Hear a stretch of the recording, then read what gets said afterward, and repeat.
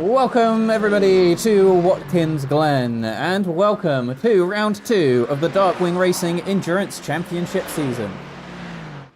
After a rain-soaked season opener last week, the championship heads to one of North America's true classics, Watkins Glen, and today it's the classic boot layout, which you may not have seen in too many races so far.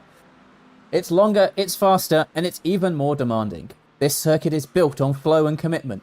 The lap begins with that change into turn 1 where bravery on the brakes can win you positions instantly or end your race before it begins. From there it's all about rhythm, sweeping corners, rapid direction changes and exits that matter because the Glen punishes hesitation with lost momentum.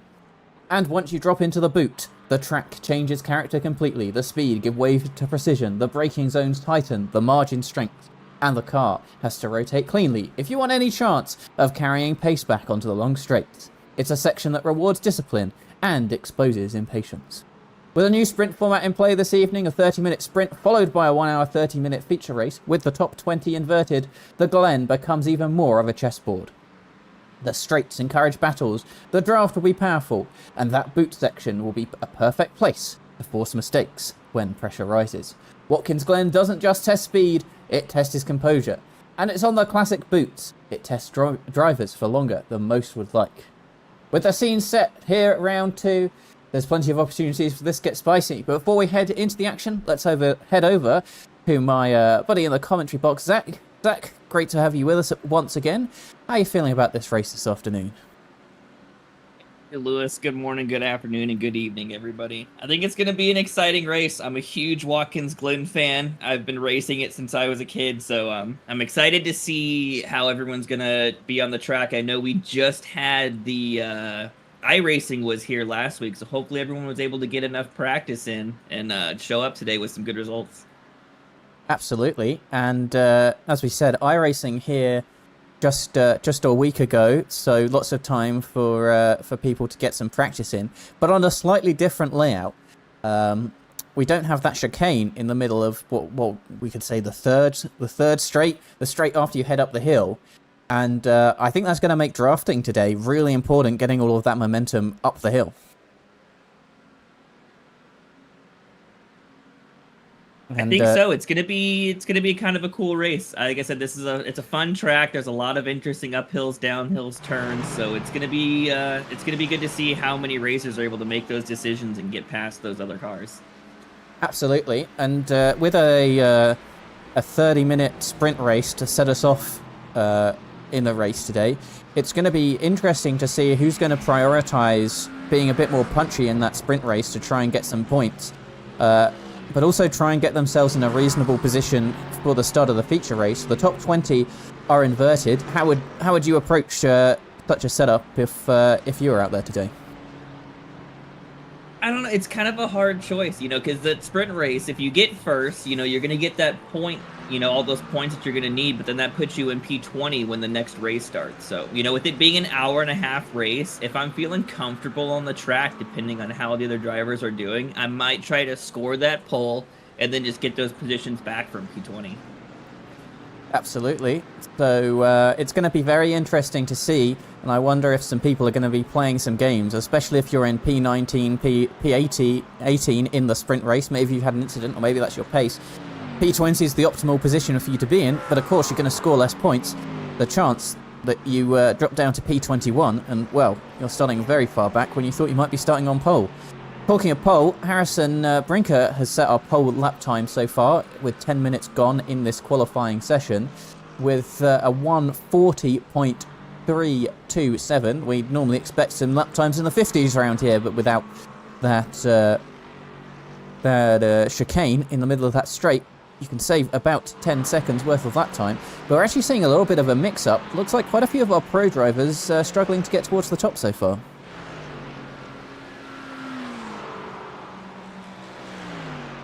Yeah, I think it's, I think it'll be interesting once the qualifying finishes. I'm assuming a lot of these drivers are just kind of trying to feel the track out, feel the drivers out, see where they can get a gap to get that position. But, this is quite a complicated track. So if you haven't raced it a lot, it can bite you.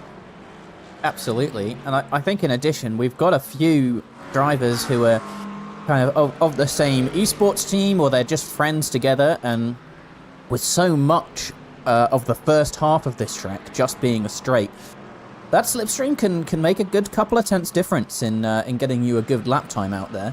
And that could be the difference today. We're seeing 6 tenths at the moment from first to fifth. A couple of tenths in there gives you a good few positions for the start of the sprint. Yeah, you got to be wondering if they're going to work together. Maybe, that first run you give one driver the draft, that second run you swap positions, you give the other driver the draft, and see if you can both manage to work your way up. Absolutely. And we're seeing a few drivers who are yet to set a lap time out there. Track temperature is slowly increasing. During practice, it was 24 degrees Celsius. We're up to 27 now. We're getting closer to the middle of the day. So I think that we will be certainly seeing a kind of a strategy out there from drivers when they want to go out, when the track temperature is going to be optimum for them to heat up their tyres, but not overheat them from 2 long runs. We've seen Jan Hilden's gone up only 5/100ths of a second behind the pole sitter right now. So it does look like the track is of a reasonable pace for people to keep improving their lap times.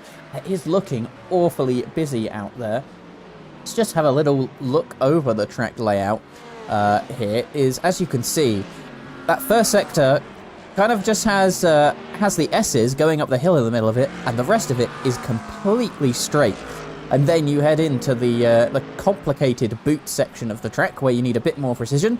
Going to need a bit more of an all-rounded setup rather than just setting the wing to 0. So it's going to be very interesting to see how that plays out during the race. Of course, you can draft all the way along there, but then they're going to be able to draft you back if they can stay with you in the twisty corner sections. Of course, no rain scheduled for today, unlike last week where we had a bit of a monsoon for some of the drivers out there at Circuit de Spa-Francorchamps. It's all dry today, no chance of rain, so everybody can keep those dry tyres on. And it looks like we've got a spinner right there in qualifying. I think that might be Jordan Crawford in the Pro-Am class. Let's go and have a little look at what exactly happened to him.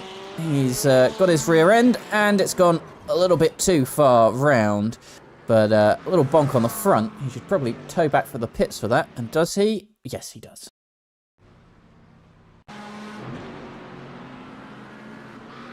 JT Sawyer in the Darkwing Racing liveried car. He's been going well on this particular lap. He's got a 29.6 for the first sector, 35.0. Those are both personal best so far. Currently quite far back in that AM pack.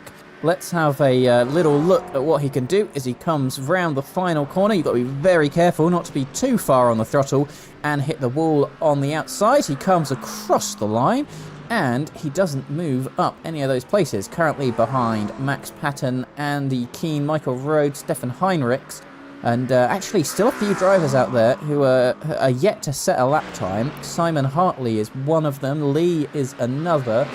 Looks like they are not headed out of the pit lane yet either, so they might just be biding their time, waiting for a cleaner track, better track state, and see if they can't improve on their lap times. Other than that, I'm seeing a big board of white lap times right now, with the exception of car number 5 of Djokovic here, who has set a personal best Sector 1, a personal best Sector 2, and goes P4 overall, just behind Jeffrey Damon there.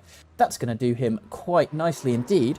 But maybe... Oh, and I think that might be Timo Gartner going for an accident in the background there. But no one seems to be particularly improving that quickly. Have a little look at what happened to Timo here. Carried a bit too much speed around there, and he's going backwards. Luckily, there's lots of gravel there. Is it enough to slow his Porsche down? No. He bonks the back wheel, and that will be a tow back to the pit lane. Very different problem that these drivers are having today. It doesn't seem like the track is too wet for them. It seems like it might be slightly too hot for them to push it all the way. Yeah, people always think temperature might not play that big of a difference, but you get those track temps a little higher and, you can make those wheels quite slick. Yeah, it is certainly a very different feeling to be driving on the wet track versus having overly hot tyres, but it can cause the same sort of symptoms as you're driving around the track. And yeah, it's certainly causing problems for some drivers out there who are absolutely pushing it today to see if they can't get themselves as high up the board as possible. Let's have a little look at how everybody's shaking out in their classes. If you are new here, of course, we are when we start the race, everybody starts in the overall position they qualify. We don't sort people into classes, but they are scoring points overall, but most of their points come from their scoring within classes. So have a look here. We only got 6 pro drivers with us today out of a possible 11, so good chances to score if you're in the pro class. Timo Gartner currently the slowest, but only a second off the pace. We're looking at quite a good top 10 for the Pro-Am class. We've got 14 drivers right now in the Am class. I think it might be all of them, maybe missing one. And maybe I haven't accidentally put someone in the wrong class this week. That would be a little bit embarrassing. But yeah, looks like we got a good number of drivers out there on the track, and not a massive amount of time between Jeffrey Damon, who's top of our Pro-Am class, and top of our Pro class, Harrison Brinker. Only 0.2 of a second. We might be seeing quite the mix-up round here. I think not having the starting position separated by class definitely makes it much more of an interesting race, not just for the drivers, but for the race fans as well, because it really puts each driver into their own level of how well they're able to do and how high they're able to get those qualifying laps. It's not just within their class, it's within the field. So a lot of times we see quite a few of those Pro-Ams and maybe a few of the Ams qualify higher than the pros, and it definitely makes the race start much more interesting. Absolutely, as we can see, Jeffrey Damon is 3rd overall, and it goes Pro-Am Pro, Pro-Am Pro, Pro-Am Pro. Try saying that quickly, and looking like a real mix-up there. Maybe that track evolution and track heating coming into play, because once again I'm seeing a lot of white sector times come up on my screen. Quite a few drivers in the pit lane who might think the best of the track conditions have passed them so far. Someone who doesn't think that at the moment there looks like Stefan Heinrichs out on the track. If I can't find him here, he's set the fastest personal best for his first sector, so he will be looking to pull up, and there he is right behind the Porsche we were just watching in the Mustang, and he sets a so-so middle sector, but he's only 1/10 of a second behind Michael Rhodes in front, who has been a dominant force thus far in the Am class, but not doing so well in this qualifying session today. Let's see what Stefan Heinrichs can or can't do as he comes around the final corner. P20 overall right now. Is he going to be able to make it P19 to surpass Michael Rhodes as he comes across the line now? And it is an improvement in lap time, but it is not an improvement in position. He goes down to 5/100ths of a second slower than Michael Rhodes, and he's going to have to keep going around that track, maybe get a bit of a slipstream from the Porsche in front in order to move himself forwards.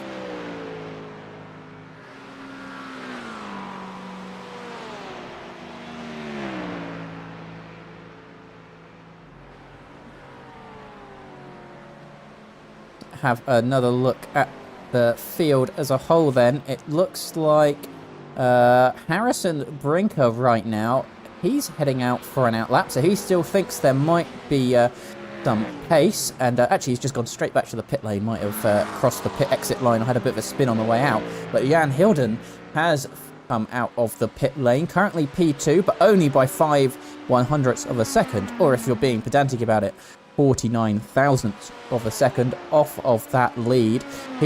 All he's got to do really is pick up a little bit of a toe, and he can very quickly overcome that.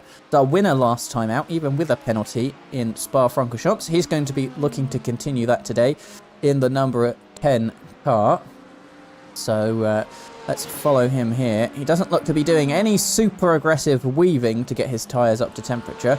I do imagine that he will want to be keeping his tyres as cool as possible as that track temperature of 27 degrees And with 9 minutes to go, I can anticipate he's going to be doing a couple of warm laps before going for any push at all. Looks like the number 78 car, currently in P12, has made a minor improvement in the middle sector. Personal best sector 2 for them. And Squall in P6 in the 181 has just set his personal best in the first sector. So maybe the track evolution is coming back to a few of these drivers now to let them pick up a bit more pace and hopefully a few more positions.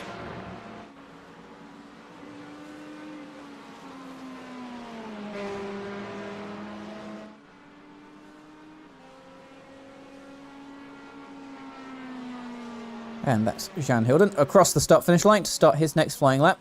Not expecting anything super fast. Of course, it is his first lap, and he's gone for a bit of a spin. He's going to want to keep it out of the wall to keep all that tyre temperature, but no, that's straight with a rear wheel in the wall. Maybe a bit of a commentator's curse there, thinking he'll go faster. But you certainly don't want to do that to set up for your last qualifying run.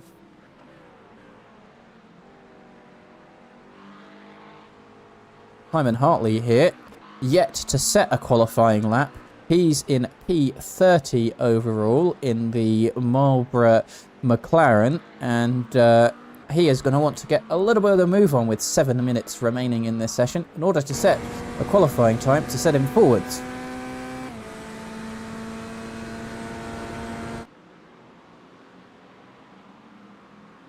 And it looks like Jan Hilden here, heading out of the pits once again, this time with 7 minutes to go in this qualifying session. Unlike regular iRacing, that you might see 2 laps and 8 minutes, if you cross the start-finish line before the checkered flag comes out, you do have an opportunity to finish your lap. So when that checkered flag flies, you still do have a chance. If you see cars circulating around, their session is not over until they've crossed the line with their best lap time. Of course, if you end up with a 1x, that lap is all over, and that will be the end of your qualifying session. Having a little look out there, Zach. Anybody that you're particularly surprised with where they are right now?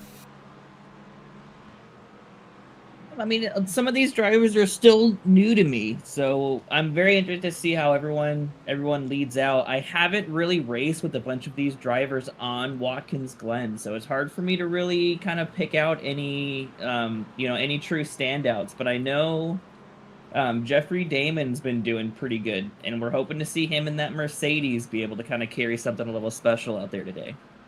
Absolutely. And I'll say someone I'm surprised about, our AM class winner from last time out, Michael Rhodes. He's all the way down in P7 in his class. I'm surely going to be a bit disappointed with that, but maybe some of his critics who think he should be in Pro-Am might be silenced a little bit today. You know, Michael Rhodes has kind of had a special way of working his way back up to the front no matter where he's at. So I'll keep an eye on him and we'll see how it turns out. But, you know, we're hoping that a few of the other AM drivers can show up today and kind of outclass him and force him out of that 7-win victory continuing from our last season. Absolutely. I know that there will be a good few drivers who will be hoping that's the case. And he doesn't look like he's particularly setting the lap times alike today. He's 3/10 off of that AM class pole position. If we have a little look here, you can see him down in P7. He's got 3 or more drivers behind him in his class, but he's on an outlap now. So maybe he has been setting a little bit of time aside as this session comes to a close. We did briefly see the track temperature pop up to 28 degrees. It's gone back down to 27 degrees now. So I'm thinking that potentially the track has maybe hit a temperature peak for a little while, and we will start to see some improvement in lap times just from the extra rubber that's been laid down. It looks like Ferreira in the 029 car is setting a personal best middle sector. He is only 38 thousandths of a second behind Andy Keane, but he just headed straight into the pit lane. So he won't be setting a fastest lap time. It'll have to be very speedy as well to get back out again and set a competitive lap time. Now, talking of competitive lap times, Jan Hilden's on his 2nd lap out of the pits, so you can imagine that those tyres are a little bit warmer than last time around. He manages to keep it all in one piece as he heads around turn 1. Be very intrigued indeed to see what he can do with this lap and whether he can displace Harrison at the top of this leaderboard. Let's see what he can do for his sector wide, heading down a very long straight here, ignoring the chicane. He's got a bit of a toe, but he hasn't gone personal best just yet. But maybe that is where he doesn't need to gain too much time as we head into the slightly more difficult second sector. Very wide there for him. You'd be lucky not to get a 1x. And now you've got to really coax the car through all of these medium speed corners here. He's got a Porsche in front of him. He'll be wishing that he either gives him a tow or gets out of the way as we head up the hill into the final sector of the track. Surpassing 1 minute driven so far. He might be getting a little bit of a tow from that Porsche, but it is still not a personal best for Jan Hilden. So I don't think this lap time is going to set the world alight. Djokovic back in P3, he set a personal best in the first sector. No one else really seems to be improving in the dying 3 minutes. You can hear the tyres screaming around there as Jan backs off and I think might be ending his qualifying run there. He heads back to the pit lane. I can't imagine that he's going to be able to set a particularly fast time if he heads out of the pits now. And I think he's calling that the end of qualifying.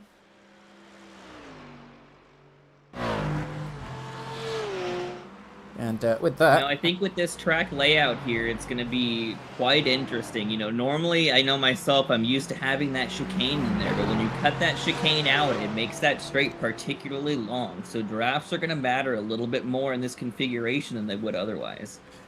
We see Max Patton here pulling out of the way of the 144 car there.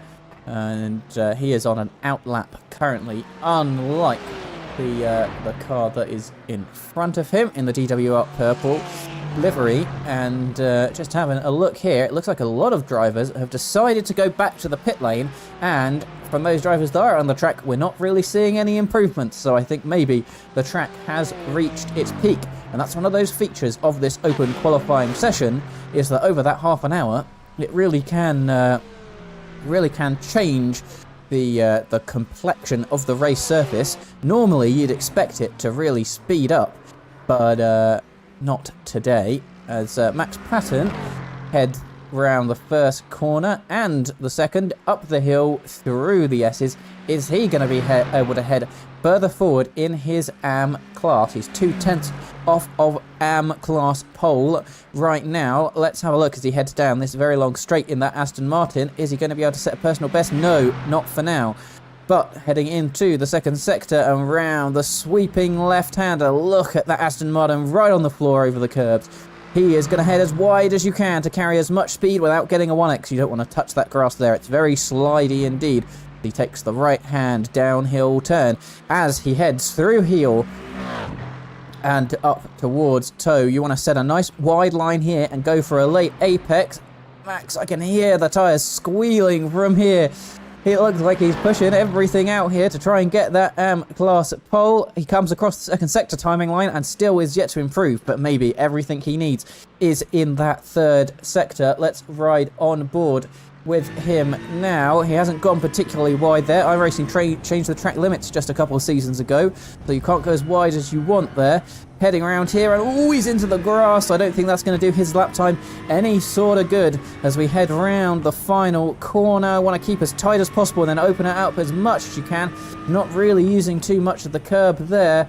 On the inside, is he going to be able to move any further forward in that AM class? Sounds like a little graze to the wall. Nothing that will do you too much harm.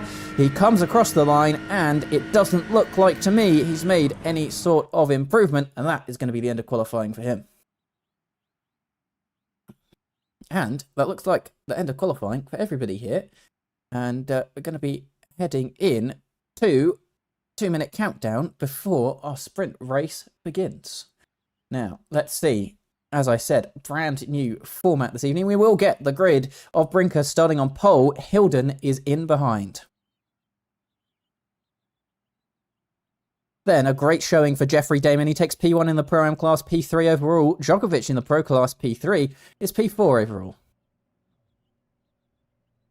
Then we're having a look at the 017 car of Pro-Am in P2 and Skål in behind him in the 181. Making up the fourth row of the grid, we've got Crawford. A great showing for our Pro-Ams today, as well as Kovac in the 42. Gebhard in the 63 and Vincent Squibb in behind him, making up the top 10. Then it's going to be Alexander Drake in the 37 with the 78 car in behind him on row number 6. Timo Gartner, promoted to the Pro class this season, not going particularly well for him in P13, but it is P6 of Pro. Andy Keane starts off our AM class with a very good showing with Ferreira right in behind him in P16. Max Patton, who we were just riding on board with in P17, in front of the P4 for the AM class in Stefan Heinrich. Thorne makes it in P19, JT Sawyer in P20. He will start on pole if he stays in that position as we head to the feature race. Disappointing showing for Michael Rhodes in P21, P7 in the AM class, James Vernon in behind him by just 1/10 of a second. Heading down towards the back of the grid, we've got Blair and Benk in the 201. They're both in the AM class, P9 and P10 respectively. Sarro and Molina are on P25 and P26. Formation up starting now, but that doesn't stop Garcia in P27 and a disappointing showing for the Pro-Am driver of Hamilton. He is starting in P28 overall, P9 in his class. Simon Hartley sets a 1:42.8 to start P14 and P29 and then P30 overall as we head to the back of the grid with Lee, who didn't set a qualifying time, P10 in our Pro-Am. Zach, they're setting underway now. 30 minutes in this sprint race. Do you think it's going to get a little bit more punchy out there than the 2-hour race from last week? You know, from experience, the sprint races tend to have a little bit more going on in them just because you got 30 minutes. It's not particularly short, but it's not a lot of time either. So if you make a mistake or if you're trying to get up any of those positions, you got to start to make those decisions much quicker than you would in that 2-hour race. Absolutely. And if I'm Harrison here, I know I've got a very fast Jan Hilden behind. He spun at the end of our towards the end of the race last week. He's not going to want to give away any sort of position on the start line here. The course, Jan Hilden is going to be on the inside, so he's going to need to time that race start to precision when the light goes green.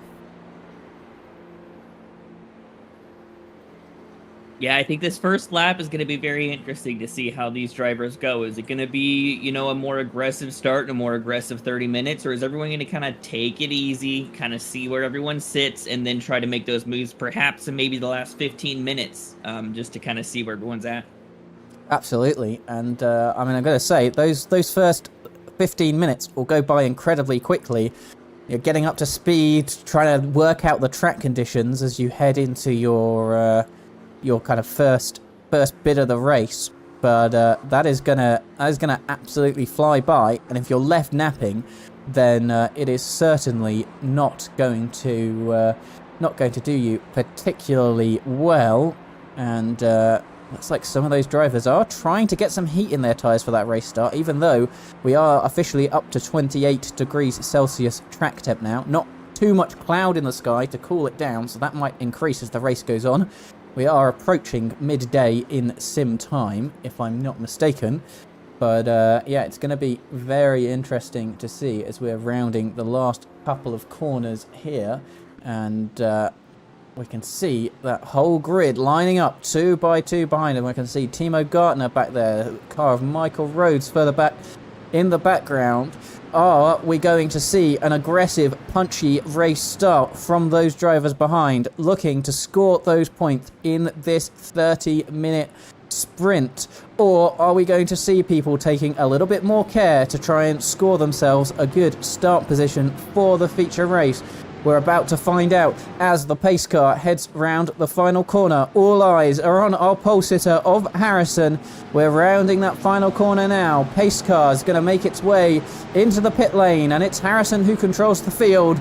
We wait for the green lights. We're waiting, and it's green here in the Darkwing Racing Endurance Championship. It's looking maybe 5 wide in the background, but it's Harrison Brinker who leads from pole. And look at all those cars back there. Is he going to make it through the first turn? Yes, he absolutely is, and he makes it out on pole. Everybody looks like they're shuffling through quite well in the background, but Harrison has had the perfect start for him, and we're seeing Jan Hilden under threat here from Jeffrey Damon in the background. Damon right on the back of him. I heard some crashing in the background there. Hopefully everyone's managed to make it through, but there are cars going slowly and cars facing the wrong way. We'll come back and have a little look at that in a minute, but some people's sprint race has not started how they wished. Jan Hilden is one of them. He's got Jeffrey Damon right on his backside, and he's gone for a spin. Jan Hilden into the wall at the start of the sprint race. That is not how he's going to want to have gone. He's falling back, and he's facing the wrong way. And there's loads of cars in the background that have ended up in the wall. That is not how Jan Hilden would want to start his sprint race, and he's got quite a bit of damage to that car, and he's crabbing all over the road. Surely he can't continue with that much damage. And Hamilton is in the pits as well with damage. Zach, tell me what you saw from that start. Did you see anything more than us?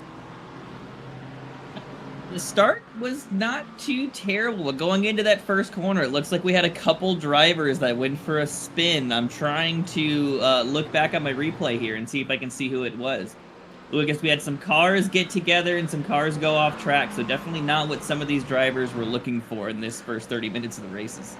Absolutely. I'll tell you someone whose race has gone well. It's going to be Jeffrey Damon. He's a second off the overall lead of this race in the Pro-Am class, and all of the gaps have opened up a little bit after all of those incidents to begin with. And we see Hamilton there. He's towed back to the pit lane with a meatball flag, so he's not going to be continuing too much further in the top half of this race, and he's going to have to probably start at the back for the sprint race. We'll have a look at those incidents in a minute, but it looks like we've got the 181 car who might be looking at a move here. In fact, we've got a good couple of cars here who are all together heading down that straight. We want to head one further forward for Djokovic in the black Porsche, taking on the red, yellow and white and black liveried car in front of him of the Aston Martin, I do believe. But these three very close together, and now it's looking like it might be Skull who's looking up the inside. He's going to sweep around and take the position off of Djokovic there and move up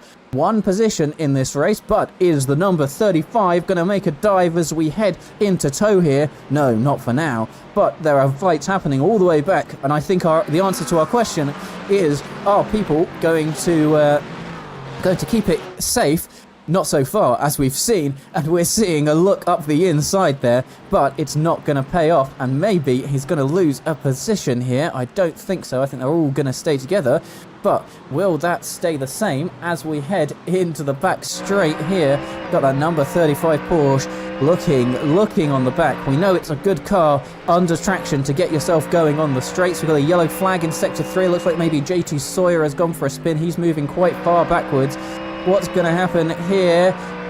Looks like he might be a bit too far back to try and move here. Yes, indeed. But maybe we're going to see a move here from Rudd. Is he going to try anything on Gabor in front of him? He's looking pretty close, and now he has that opportunity to go all the way up the hill and try and make his way past here. He's gaining. There's not a chicane to worry about. And Gabor on the inside defending that line. He's going to force Rudd the long way around, but he is going to pull out. And is he going to make a move, stick up the inside here? Yes, he's got the momentum, and up the inside he goes. This is certainly going to be... I think that's going to be one of the biggest things in this race, is going to not having that chicane gives you a lot more room to get that draft and set up for a really good either overtake or exit speed coming out of that corner. Absolutely, and we know the Porsche is something that's pretty good at exit speed round here, and we've got a few good fast cars in a straight line. I know that Mustang in a straight line really can go for it, and you can see him right on the back here of the 017. He's going to look round the outside. He's going to have quite the overspeed to go round, and no, he tucks in for now. But yeah, all of these cars very close in together. And yeah, that draft is really going to give you such a big advantage down the straights. that if you can stay in a little group and just kind of draft each other, you're able to pull away, or maybe like these guys are, get in a real nice battle. I think I saw a bit of smoke in front of our screen there, but that might have been from an earlier incident that we are yet to see. I see a couple of cars have come into the pit lane. They may well have had some incidents, and in fact I can see a slow running car in the pit lane, quite a few, maybe 2 of them there actually, and 1 more parked. But yeah, very interesting start to this race, as now this little pack fighting together is forming from a pack of 3 cars. Well, I can see 2 more, maybe 3 more behind him, who are going to want to join in the battle. And can Gabor here make a move back? Can Rudd here make a move back on the 017? He goes round the outside, and it does look like this is a great corner for overtaking if you want to make it, but there's no move, and he's going to have to try a pretty unusual move here to sweep up the inside to see if there's anything that can be done here. No, it doesn't look like it. They stay in the same order they started that straight, but are they saving fuel? Are they saving a bit of mental energy to have a little look at somewhere they don't expect? Because once you've tried it a few times, a couple of these drivers are going to get very wise to what move you're trying, and try everything they can to not let you past.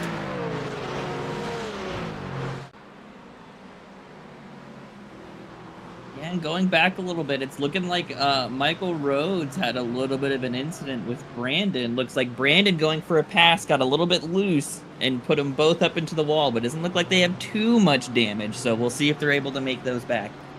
Indeed, we will have another look at the incidents that we saw off of the start here, because we did see a good couple happen in the background, and that was certainly not on a lot of our drivers' plans today, as we're seeing once again this little pack of 3 cars seems to be giving us some quite good racing indeed. Looking at our timing tower on the left hand side, Jeffrey Damon is able to stay with Harrison here. Maybe it's the draft, or maybe he's just talked sweet things into that Mercedes, but he is only half a second off the back of our overall race leader, and how he would like to win a race today, as once again we're seeing these 2 go side by side down this straight after you head up the hill. It's the 181, it's the 017, there's nothing between them at all. Who's going to come out on top as we head around here? Oh, it looked like they were about to make contact here, but it's all in clean racing, and they stay as they were just for now, and now they really are letting a good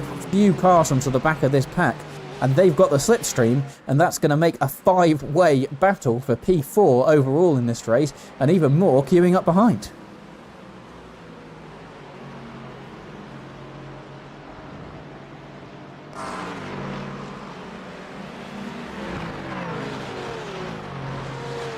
Indeed, it might be a bit of a strategy here. As you can see, the 63 car, who's in behind, is actually teammates with the 017, so he might be trying to back these guys up a little bit to try and do a little bit of team play here. It's not against the rules, but I don't think too many drivers would be happy with it, as round the inside tries the 181, but it's not going to work on this occasion. And we've got a car heading into the pit lane. I wonder if someone didn't change their fuel here of the 017. That's very interesting indeed. Not sure that a pit stop is required in this race, but maybe it is, or maybe they didn't change their fuel from their qualifying setup. That would be quite the upset in this race if they did such a thing. It's heading up the hill. We've now got... the first demon of these battles could be coming out of the qualifying and making sure you change that setup and put the right amount of fuel back in the car. Absolutely. We've got the 35 car here. He's about to make the pass, or is he? And we got another pass in the background. I want to see this one from the 35. As we're looking here, what's going to happen for the 35 car? He's going around the outside, and it's 3 wide through there. Who's going to make it out? Is it all of them? So far it is. And what battles we're seeing here today at Watkins Glen. It's the 35 who comes out on top, straight through. And wow, I think that maybe the 63 might lose another position to the 73 behind, who's Max Patton, who is in the AM class in P6 overall. What drama we've had at the beginning of this race. No, it definitely got a little more aggressive than I thought it would, but looking at these track temps, we are already up to a 29.4-degree track, so that can make quite a bit of difference in how these cars are able to react around those corners, and it can cause a little bit more of those slips and jerks like we've seen in these first opening laps. Absolutely, and we are seeing quite a few drivers who are in positions maybe they shouldn't be. We've got Stefan Heinrich, so we've got quite a few AM-class drivers very far up the grid. Having a look at the moment, our P20, who will become pole for the feature race. As we see down the inside goes the 73. That is an aggressive move from the AM-class driver on the 63. He doesn't make it stick, but he has put the 63 off of his normal line, but it's Timo Gartner actually who profits from that all and makes his way through as the position's changing all the time. I wouldn't put my bet on any of these drivers being in the same position when we come here on the next lap. We got Max Pidden right at the back, but it's Timo Gartner who's going to be looking up the inside in that Pro Class to make a move and become P5 overall. He's got it right now as he pushes the 63 wide, but the 63 has the inside line as we come into heel. And round the outside, they're still side by side, and they're side by side now, but it's with a different car. But just for now, Timo Gartner has just his own car and no one to the left and right until he looks up the inside, pushes wide by force of the 63, and now this is getting really spicy as we've got four cars all in close together who are going to want to have a look. We're looking almost three wide there. 73 up the inside of Timo Gartner. Max Patton, he's not supposed to be in this position, but he's made the position work as we heads up. Just in front is Timo Gartner, but that is slowing him off the back of the red, white and black and yellow livery car in front of Max Patton. Is trying absolutely everything he can to stay onto these places because there are so many points on offer for him in that AM class if he can just stay where he is. But for now it looks like they've spread out enough for there not to be too much drama. You know, Watkins Glen is another one of those tracks where, you know, it can either be a favorite or a hated track by some drivers. So I think to a certain extent, we're going to see a lot of the drivers who quite enjoy this track make up some of those positions just through experience and knowledge of what's going on. Absolutely. Having a good knowledge of this track as we're seeing in the background. I think it might be Max Patton getting past here, and he is slowly falling down the order, but it's still a great showing from him to be in P8 overall. The last thing that he wants to happen now is him to get spun out by a driver who's not even in his class, and I think that might be a lapped car. No, apology, it is not a lapped car in the way of him. It is the number 94 of Giuseppe here, but he has to stick behind the AM class driver for now, as much as he would like to move forwards. Now, this is one of those tracks as well that can be quite deceiving in how difficult it is. You know, there's not a lot of really heavy corners, but the variation of corners and the variation in elevation can make a huge difference in how you approach it. We've got a spinner. It's the 181 car of School who's off there. He's going to rejoin the racetrack, but he goes further back into P9. I think that might be P10 in just a moment. It looks like he's got a little bit of cosmetic damage. Doesn't look like wheel damage for now, but he is going to lose a position here, I think. Yep, down to P10 for him. No one's safe in this race. That is all the way back from P3 overall, I think. And actually, that car looks quite damaged, and indeed, he is heading into the pit lane. Yeah, you know, when you're looking at track temperatures like this, along with those elevation changes, it can be quite hard to control these cars. It looks like he was coming out of that corner there, just gave it a little bit too much throttle, and that back end stepped right out on him. Absolutely. I'm seeing Max Patton into the pit lane right now. I'm wondering if these cars are going to have to make a pit stop in this race. We're 15 minutes in. I haven't seen Max have any crashes or incidents on my display. I am wondering if some of these cars don't have enough fuel to make it to the end. You know, it's a 30-minute race. I'm not quite sure on what the full stint on the 70% fuel that we've set these to, but I would believe that if you're playing your cards right, you should be able to make it to the end, but I don't want to take out the grain of salt. I'm not too good at math. It's 50% for this week. Zach? running sprint races here. We got 50% fuel. But I still would have thought they could make the half an hour mark. Maybe I guess we'll have to see. Yeah, maybe by a couple of minutes you just miss it. I'm just thinking of a standard like fixed IMSA or something that's 35 minutes, and then you have to pit in there. But usually it's for the last 5 minutes or so. Maybe those who are a little worse on the fuel are going to have to come in and stop. And maybe when you're in these kind of big trains that are just battling, that's a great time to do it because you'll not get slowed down by all the battling.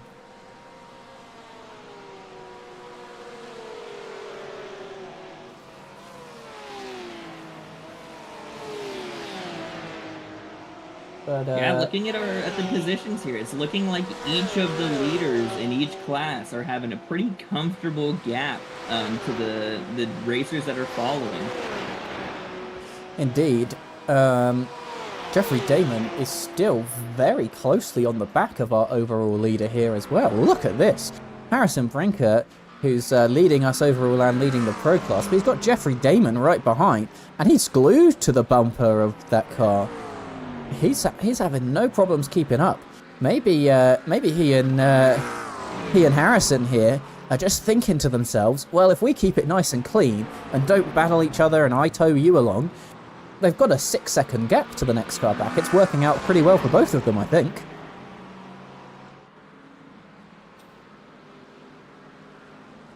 Very interesting indeed. I want to have a little look. Now we've got a bit of calm in this race with 13 minutes to go.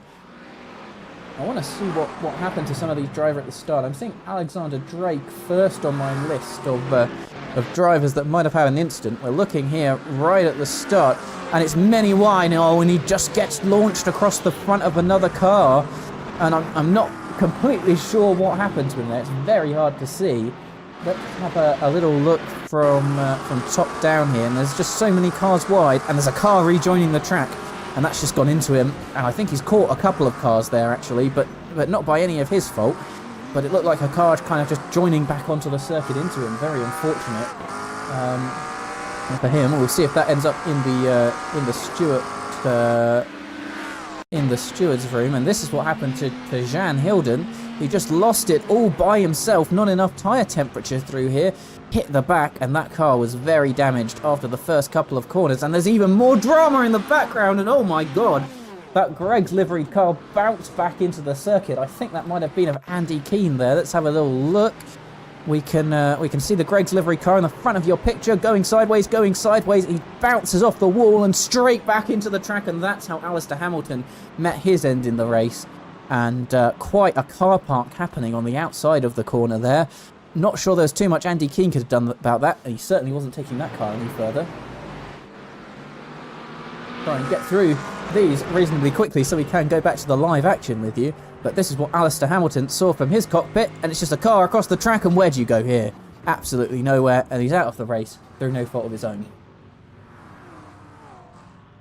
Looked like Jordan Crawford as well got himself into an incident. Having a look through here, and he's just lost the back end all by himself, and everyone's got to avoid him.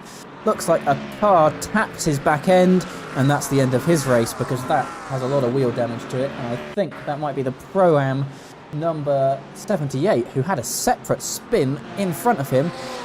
And indeed, it was looking a bit of a minefield, and that was how a lot of cars got damaged. I think that might have been how JT Sawyer got damaged. Yeah, here he is, and he just couldn't go anywhere and caused a massive accident heading up that hill.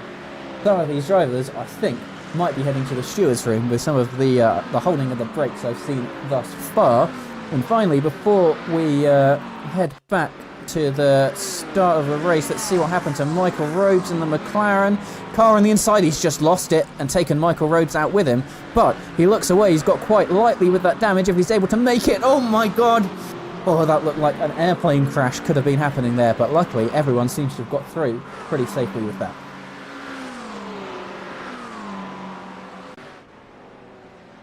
Yeah, I mean, that's one of the things that these drivers got to remember. You know, when you go off track or when you get into some of those accidents, it is your responsibility as the joining car to make sure that you have space to either get back into the track or to make those reverse moves. So I think a lot of those stewards are going to be quite busy this week looking at those replays. Absolutely, and yeah, that is not done too well for a lot of our racers, but I think I just saw from our timing screens that there might only be one driver who is out of the race. Of course, everyone has one fast repair. They can use that fast repair, as we're seeing Benk here heading off into the grass, and he has damage to the front of his car from those opening lap collisions. And I think a few of these drivers will be wishing everyone's a little bit more careful as we head into the next race, and they will certainly see if that is the case.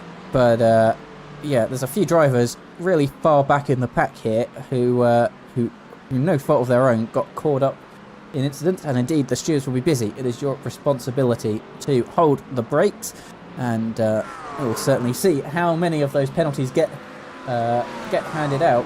I heard complaints from some of the drivers last week that they needed to have a bit more control in the rain. Well, rain is not a factor here, as we're seeing one driver head into the pit lane and get some of that damage repaired with their free fast repair. Max Patton here, dueling with, I think that might be the lapped car of Alistair Hamilton. And let me have a little look here. It is the 292 of the Commit Me Co car, all the way from DC, and he has not had a great start to this sprint race, but the feature is to follow, so lots of reasons to keep heading yourself around the track, as Max Patton is looking to get to that 94 directly in front of him, but I think he might be a bit too far behind on this straight, as we have the 63 head through on the lapped car of Alistair Hamilton as well. Oh, they're getting a bit close together there as we head into the final 8 minutes of this sprint race, and Alistair not too happy about maybe one of those passes in the background. Stewards might be busier this week than last. We shall certainly find out, and so far looks like everybody might be happily keeping it on the road just for now, which is perfect if you are looking for a good result in this race. We saw that spin from Rudd earlier, and I've not seen any incidents since then, so it looks like everybody's maybe calmed down just a little bit, as Timo Gartner heads into the pit lane, as well as Sean Ferreira. And Blair, it does look like you're going to need to make a pit stop in this race, and from looking at our helpful YouTube chat, you need 2.5 laps of fuel to make it to the end of this race on this racetrack today, which is very interesting. That yeah, you just need a tiny splash and dash, but I think that might be too much fuel for anyone to really try and save.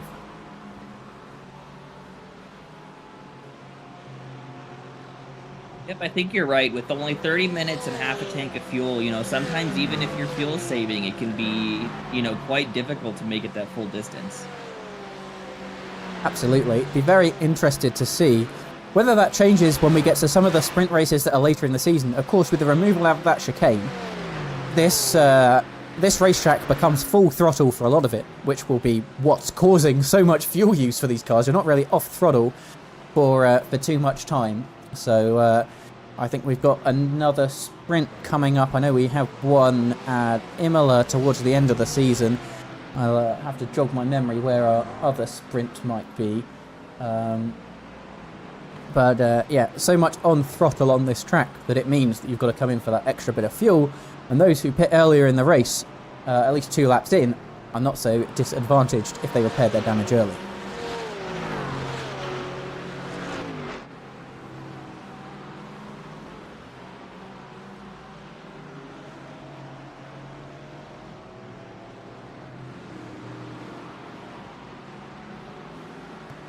As still, this battle here, we have Giuseppe and Max Patton. I believe that they have both hit, if I'm not mistaken, which means they are battling for position, and they're kind of waiting for everyone to pit in front of them to try and hop up that order. As we're seeing Thorne head into the pits, Heinrich into the pits. So we're seeing that the positions kind of work themselves out. Very interesting strategy for when you go for the pit lane. It's going to be a 1x off of the road there. I wanted to just pop out there. Yeah, there we can see who has stopped so far in this race. Our leaders haven't. Jeffrey Damon has dropped back a little bit now. He's 1.7 seconds off of the back of Harrison. As we're seeing Giuseppe in the 94 here. Is he going to try and make a move on Max Patton? P11 and P12 right now. Looking around the outside, but I don't think he's going to make anything stick there unless he's got a lot of overspeed, and he doesn't. He has to slot in behind. And where is he going to go now? I think he's just going to stay behind through this section of the track. Apologies, that wasn't Giuseppe there. That was the car behind him. He didn't look too happy. The number 63 of Gerbard. My apologies there. My overlay is telling me wrong. As just in front of this little battle, we've got Simon Hartley on the back of Garcia. We're seeing Damon into the pits, Djokovic into the pits as well. Leaves Harrison out front, who is yet to pit with 4 minutes remaining in this race. Maybe he has been saving enough fuel, but I'd be very surprised if he has stopped in this race so far. If he doesn't need to stop, my apologies, as we see Garcia head into the pit lane for his pit stop. And looking a bit further back in P20 now, we've got Starrow right on the back of Blair, and Alexander Drake looks like he is right behind. All of these guys have done their stop, and they're coming up to James Vernon, who's in the pit lane now. Garcia and Hartley also in the pit lane. Very difficult to predict with all of these pit stops going on here, whether you will need to slow down a bit to get that all-important pole position for the next race. Currently, it looks like Kovacs in the 42 is going to be on pole, but there's still a few cars who are yet to pit in this race.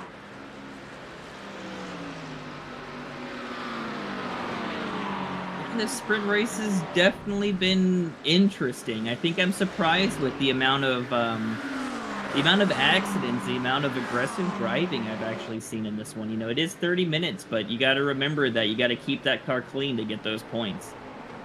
Absolutely, you do, and yeah, you certainly end up with a bit of a mixed up pack, and I think we're going to see a mixed up grid as well as we head into the feature race, because it's going to be, you know, it looks at the moment we're going to have a Pro-Am driver on pole, and only two Am drivers are going to end up in the top 10. So that's going to be very interesting to see how they plan to fight back through the pack, whether they're going to go aggressive at the start or just kind of let the race play out, let the pit stops play out around them. As now we see the final drivers heading into the pit lane. The 144 looks like our last driver yet to make a stop. We've got 2 minutes to go. We've got a car pulling over there, I think, to let some lapping traffic by as we're heading to the end of this race. And that pit stop has worked out very well for Harrison. He's 6 seconds in front of Jeffrey Damon now. So that victory, for the moment at the very least, looks pretty under control.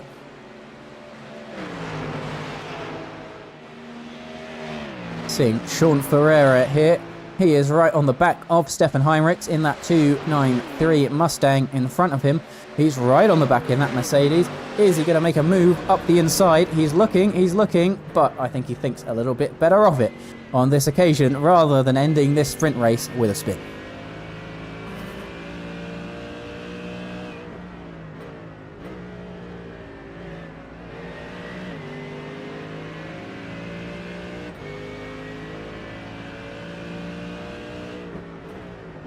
But still, he is right on the back here for P15 and P16.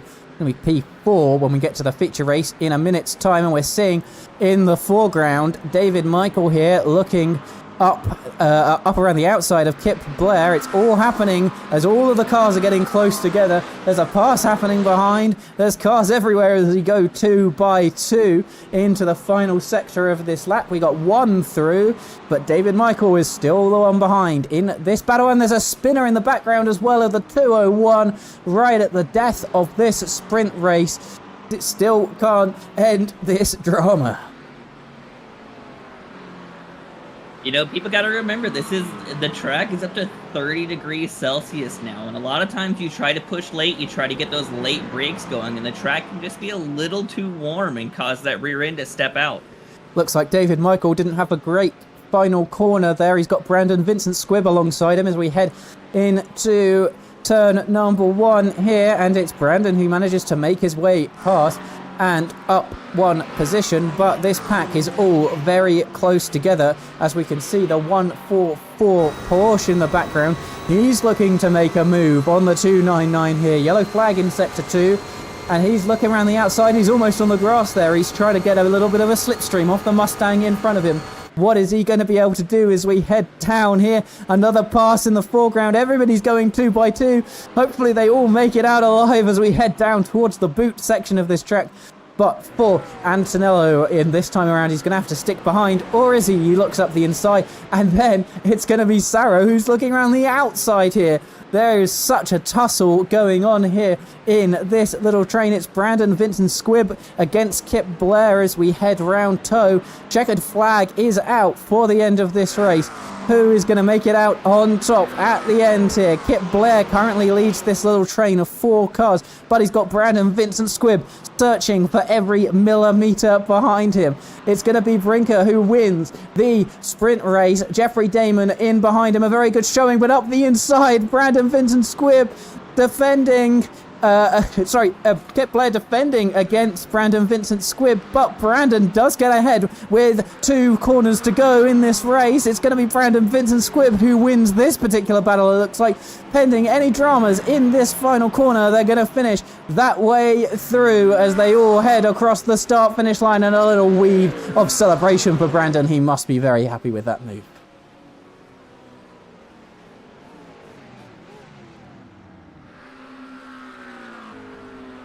Simon Hartley is going to also be our man on pole for the sprint race, for the feature race as well. That has been a good showing for him. A bad showing for Jan Hilden, who ends up in P22 overall at the end of that race.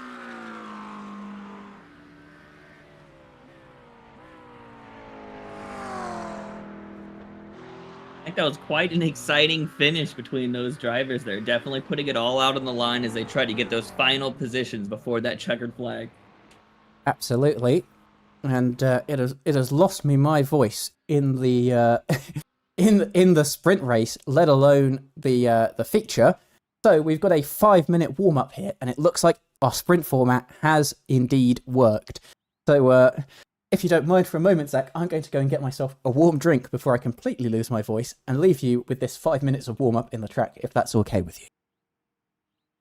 Sounds good, man. Let's get ourselves figured out. Get ourselves a little warm-up here while we wait for these drivers to kind of sort out what mistakes they might have made and get themselves ready for this 1.5-hour feature race that we've got coming up here.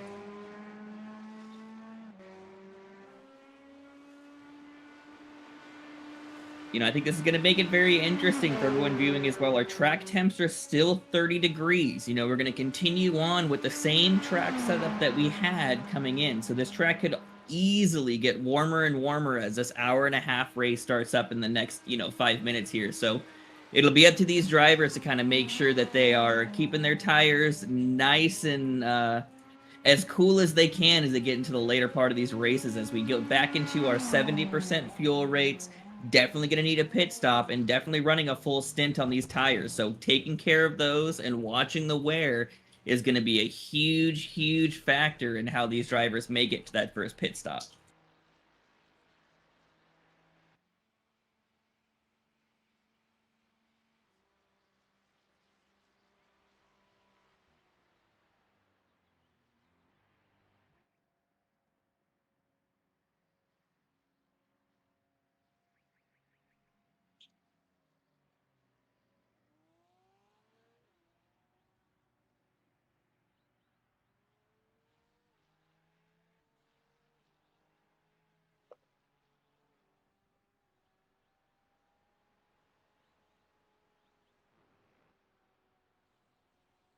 Looks like we have a few drivers out there using this warm-up time to kind of try and feel out the track and see how warm it is. But I think for a lot of these drivers, it's going to be taking a little bit of a breather, maybe getting a drink, maybe going to the bathroom, getting ready for this next hour and a half long feature race. It's going to be a total of 2 hours, same as our normal races, but with that breakout of that 30-minute sprint, we're flipping the positions and we're going into that hour and a half. It's going to make a bit of a difference and give the drivers a bit of a reprieve as they try and gather themselves for the start of this next race.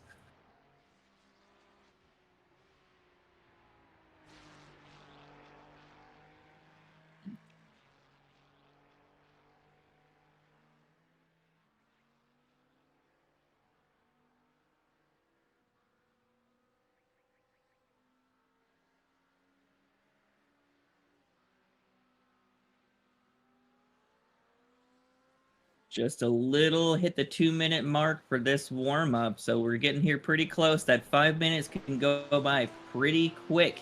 Maybe not for the race fans as we're sitting here waiting for this next race to start, but I think definitely for the drivers, they try to get themselves gathered. That 5 minutes can tick away quicker than you expect it to. Well, luckily for me, the 5 minutes has ticked just in time for me to end up with a nice warm beverage for our next race. And Zach, maybe you've said it already. How do you feel about how that sprint went down? Very mixed up grid, I think we're looking at for the start of our feature race. Yeah, I think it was definitely a little bit more incidents than I thought there would be, but with that warming track temp and with with that shorter race time, I think it definitely pushed drivers to make some, more risky decisions than they would have otherwise. So we'll see how going into this hour and a half, everyone kind of calms down a little bit. And, we see maybe a little bit of a cleaner race or a little more lap before we start seeing cars take that little spin around. Absolutely. Of course, much longer to go. And you're still left with that one fast repair, so you don't want to use it up in the first 30 minutes. Maybe that was in the back of a few of the minds of these drivers, that they have that fast repair, so they could kind of go for it. It was a short race, kind of a win it or bin it mentality, but for some of them, it really didn't work out.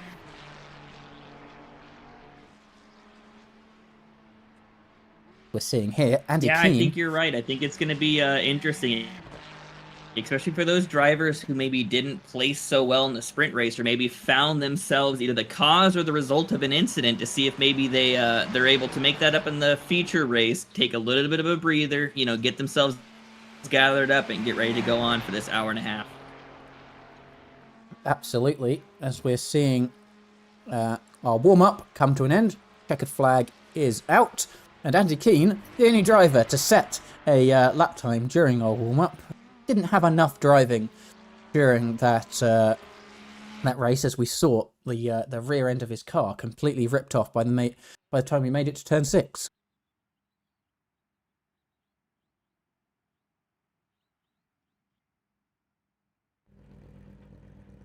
Well, indeed, here we are. Once again, everybody has 1 minute now to make their way into the car, as it's Simon Hartley who starts on pole with Kovacs in behind in P2.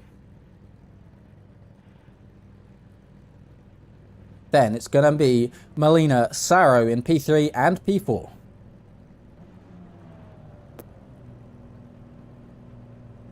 Blair in P5 and Vincent Squibb starts in P6.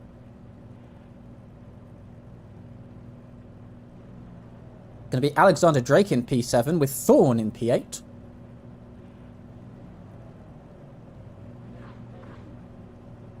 Stefan Heinrich starts P9 with Sean Ferreira behind him in P10.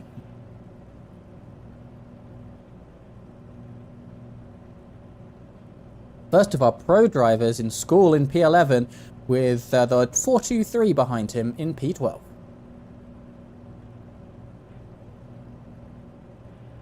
It's going to be the 63 in P13 and the 73 in P14. 94 and 911 make themselves alongside each other in P15 and P16. P17 is going to be Nagibeya and Djokovic in P18. Then it's going to be our P2 from the sprint race of Jeffrey Damon and our sprint race winner, our Harrison Brinko in P20. Benk and Hilden make up P21 and P22. A disappointing finish for Hilden because he didn't get inverted as the grid flipped. James Vernon in P23 with Garcia alongside him in P24.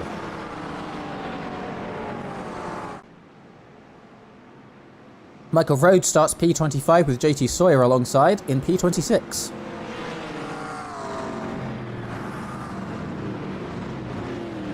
We're going to have the 78 machine alongside Crawford in P27 and P28.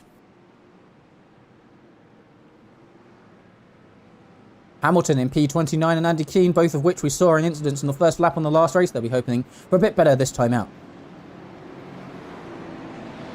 And it's going to be Lee, who didn't qualify, heading to the back of the pack. Zach, it's a very different grid to what we were seeing at the start of our sprint race because that top 20 are inverted. Going to be interesting to see how some of our AM and Pro-Am drivers here kind of take the start of this race. Maybe not too prepared to be hitting the ground running and staying in pole. Wouldn't expect it for an hour and a half, but do you let the faster cars behind you through, or do you try and fight with everything until you have to give up those positions? You know, if I'm an AM driver in the front, I think I'm going to be pretty, try to keep myself pretty clean. I know if I see anyone trying to stick the nose up the inside that I can see is, clearly a faster car or a faster class, I think I'm going to let them by. I'm not really going to try to keep those positions. I think my eyes are going to be on the checkered flag and making sure I can keep my car clean through that hour and a half. Absolutely, and all of these drivers would have seen that during their the feature race that they can very easily get caught up in incidents and have their race ruined. Less time, less recovery available here because, of course, this is the end of the event. There's no extra race on the end that will result in you getting a grid inverted or having another go. It's just going to have to be this, and that's going to be in the back of some of these drivers' minds. We can see from the number 316, Simon Hartley leads this grid of 31 drivers around the final couple of corners. We get ready once again for another race start here at Watkins Glen. You'll see the pace car pull off in a few moments' time and see what this feature race has in store for us. Off goes the pace car into the pit lane, and we wait. And it goes green. Green flag, green flag, green flag. And we're looking about as many cars wide as we did before. There's cars everywhere in the background, and some have got a very good getaway to get away from any sort of dramas in the middle of the pack. And Simon Hartley leads as we head round turn one. Are we going to see? I can see smoke in the background. It looks like we've got a car off the road. Not exactly sure who that might be, but we've got a yellow flag in sector one, and there's more drama happening in the background. There's a car round. There's lots of damage happening in the background there. Many cars off the road and big accidents there. Jeffrey Damon gets caught up in it, and we're going to have to go and have a little look back at that in just a few moments' time. But drama once again at the start of this race.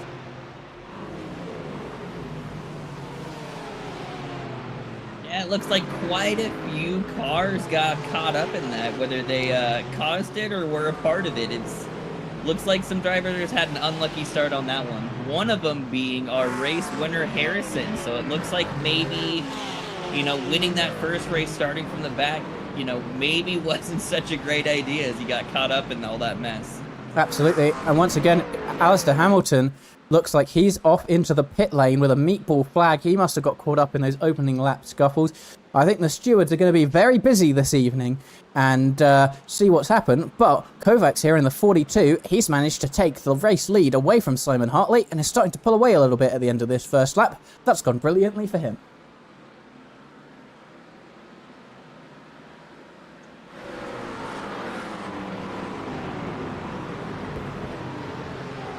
And see that our position gain isn't actually working there. We'll have a little look at that in a moment as we were looking at Sean Ferreira here, looking to make a move on Saro in front of him in the 299 car, but they're staying as they are. He's got the number 29 behind him. Oh, sorry, he is the number 29, my apologies.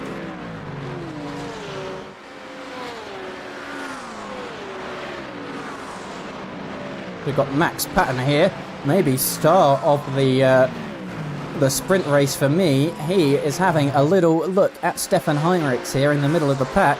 And is he going to be able to get a toe off of that Ford? He's looking up the inside. Is he going to be able to make a move stick? He slips down the inside. He makes the move stick. Doesn't look very happy, that Ford, but... Oh, and there's more cars off the road and going backwards there. There's more mess on this opening lap. Who has that happened to? Is it Timo Gartner? No, he's doing just fine in P13. I can't see exactly who was involved there, but there was more mess on lap 2 of this race, and it looks like no one has been going lightly into this feature. Yeah, but it's looking like that might have been Simon Hartley being the cause of that one, making quite an interesting rejoin onto the track and causing a lot of drivers have to make those last-second decisions to get around him. Absolutely, we've seen him drop all the way from P1 in this race. He's now bound to P19. He should have been there ready in the sprint race because he's not going to be getting flipped to pole, and he is very far back from where he was before. That has not gone very well for him at all at this moment in time. We will have another look at that at the beginning, and what happened at the beginning of this race. Half the field is dead, according to some of us there. Those drivers might be thinking of hopping out their car or hopping back onto the racetrack. We hope the latter, because indeed looks like there was a messy start to this race. Yeah, I mean, I think you're right when you said it. The stewards are definitely going to have quite an interesting evening. Maybe grab a glass of wine, some other beverage that you enjoy, and get ready to go through these replays. Absolutely. We will see what has happened to all of those drivers, and they can come back next week or come back out onto the track. It looks like we're only missing 3 cars on the track right now, so a lot of them have come back out because they want to store those all-important points in the championship. As we're seeing David Michael here looking around, seeing if he can't make some moves forward. Oh, he sticks where he is for now.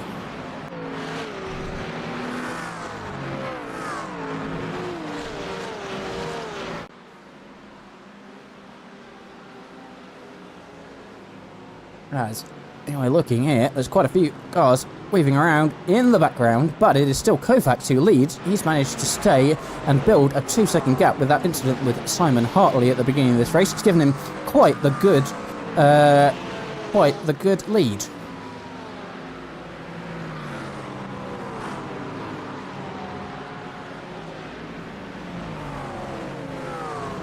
We're seeing quite a few cars establishing a little bit of a gap now, maybe as a result of those incidents, but it looks like Stefan Heinrichs might be the closest car to making a move. Everyone's staying line astern, maybe a little bit scared by those incidents that happened at the beginning of the race.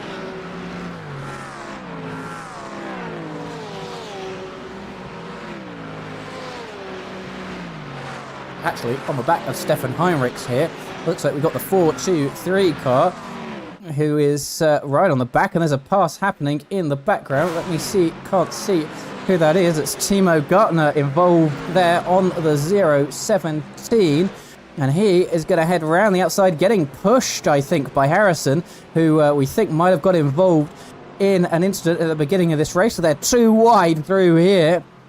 And what is going to happen to Timo Gartner? They're still side by side.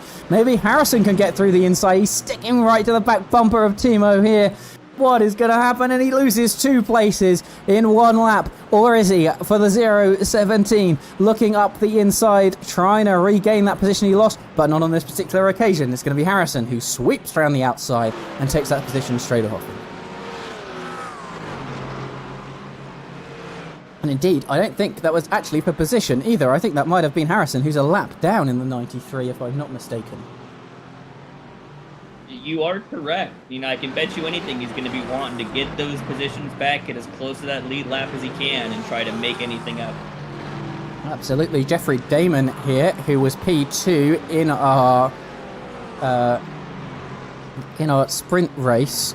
He is P14 right now, also behind the 017, hoping to make a few positions up in this race as they start to spread out a little bit. I think it's only on us to go and have a look at what happened at the beginning. I can see JT Sawyer, Michael Rhodes, Jordan Crawford all look like they may have got involved in the same incident at the start. Let's see what happens here, as it looks like JT Sawyer got hit by someone and then hits into someone else. Looks like he got attacked from behind, it might be. I'm going to have a little look at that from the chopper cam, if we can't. So JT, he gets pushed by a car behind, which goes into Michael Rhodes, who goes into someone else, and then he collects someone else for good measure. I don't think JT's really at fault there, but quite a few cars off the road.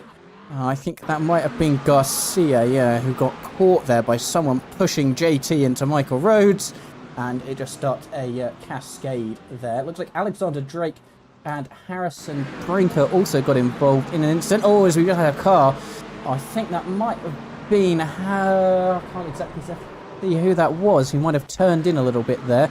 Wasn't Harrison for sure, but what happened to Harrison? Oh, he just got caught up by a car going up his rear end, and there was just a big smash. And oh, even more cars, and that has been an absolute nightmare at the back there. It looks like Jan Hilden potentially involved, with cars going far too fast when an incident is approaching. You can see that Jan Hilden might have got in the back of someone there and just hit more cars, and that sent a lot out of this race. This is a car heading through at insane speeds in there. I think that might have been Alistair Hamilton in the back there. Let's have a look. He's on the inside here. He's heading at full speed towards an accident, and I don't think the stewards will take a very good view of that one at all. He's caused an additional incident there, which didn't need to happen, with a yellow flag, lots of smoke, and many cars heading by. Looks like we also had an incident with James Vernon. I think that might be the same incident here, and that is Alistair Hamilton going into the back of him. And I don't think the stewards will be taking a good view of that at all, because James Vernon was trying to slow down for the incident in front of him. Have another look at what happened to Simon Hartley here. It looks like he went for an accident all by himself. You were saying about an interesting rejoin, and that has sent many cars into him. I'm not sure if he was trying to save it or what exactly happened there. We can have a little look on board with him. Looks like he lost the car, he's re-saved it, he's kept it out of the wall, he's got on the power, and you can see it's just oversteered, and then he's had a car go into the back of him as well, and he's facing the wrong direction.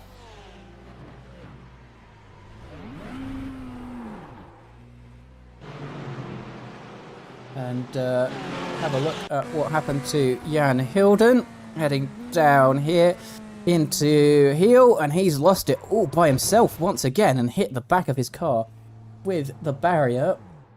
Jordan Crawford as well. I think that was Simon Hartley in front. It looks like he had a separate incident, went for a spin, but managed to collect 0 cars on the way. And then finally, Stefan Heinrichs. Looks like he got hit by a car on the inside. I'm interested to hear your thoughts, Zach, about some of those incidents that started in the beginning of this race. Yeah, I think there's gonna be quite an amount of penalties handed out at the end of this race. There's some of the drivers that gotta remember yellow flags mean off the gas. Just because it's a simulation doesn't mean you shouldn't respect what's going on the track. And when you're not doing the slowdowns, it can cause further accidents like we saw there from a lot of those racers. So, like you said, I think the stewards are going to have their hands full. I think this race might be an example for the rest of the season as to how these drivers need to conduct themselves. Absolutely. Encourage any drivers who might be listening in this afternoon, or this evening, or this morning, wherever you are in the world, that if you did get involved in an incident, please do report it to the stewards after the race has ended. Save that replay, upload some YouTube videos, because there will be penalties handed out for incidents that are deemed for people to be at fault there. But looking back at the race here, Jeffrey Damon's made a good few places forward from his P19 start from the lip of the grid. He's up to P13.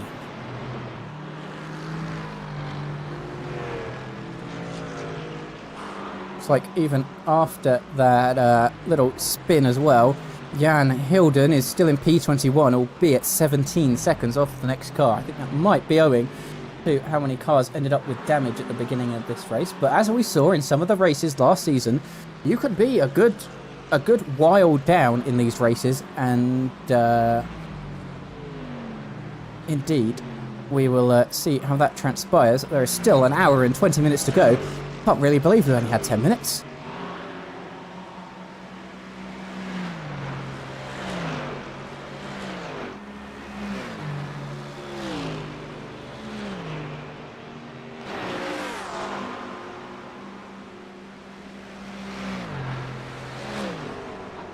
As we're seeing here, quite the pack of cars all in together. David Michael Sarro, 299 in this real jumble of cars that we've got in here. He is in the red McLaren, but he's trying to get past Blair in the 267, and they are fighting for position in their class, in the AM class.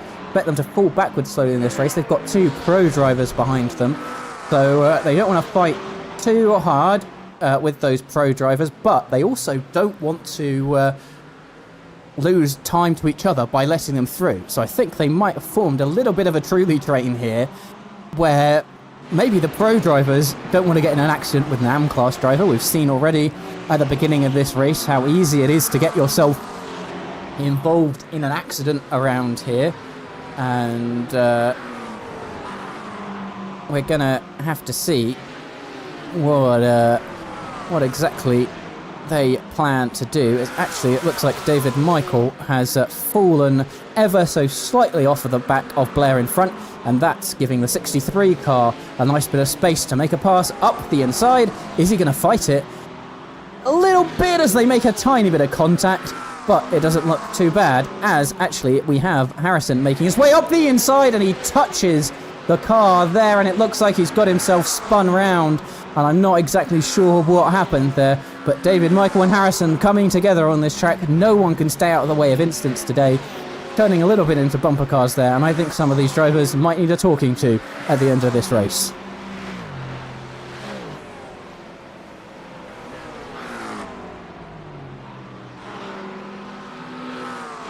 I think for some of these drivers, it's there are some mistakes going on, but I think it's definitely going to be a little bit of a steward's chat going on after this one.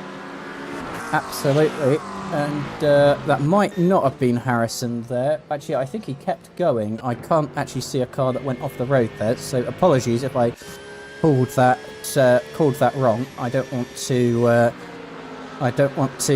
get anybody in trouble for anything they didn't do, so I'll retract that and have a little look after the session has concluded, as I can see Harrison in the background there. He certainly didn't look like he ended in the wall.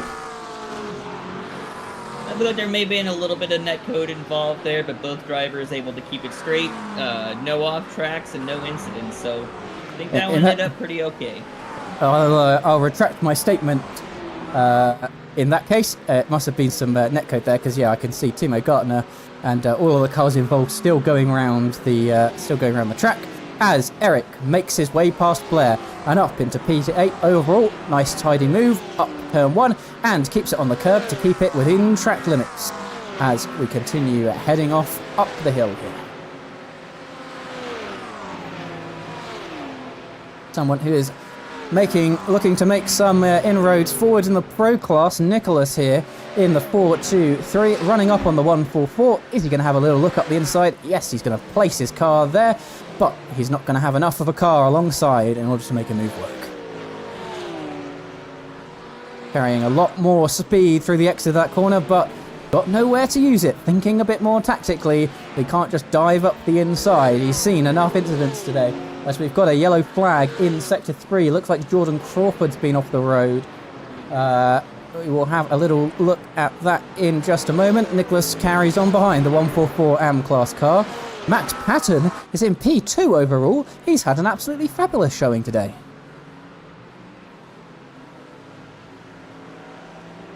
Yeah, I think for a lot of these drivers, it's just going to be making sure you can create a significant, gap either between you and your draft buddy or the cars behind, and just trying to, manage the incidents, keep your car on the track, And just, I think the cleaner you are in this race, the better off you're going to be.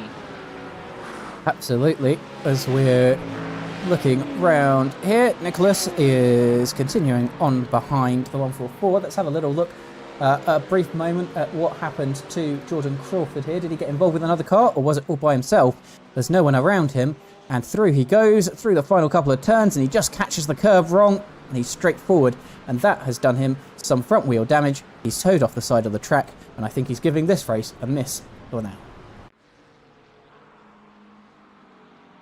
These curves can be deceiving. You can definitely put a couple tires up on them, but if you get over on that other side, and you can kind of see it there, you drop off, it kind of throws the weight of the car around, and then when you try to get back on, you try to throttle on one side of that bordering there, it can spin the car pretty easily.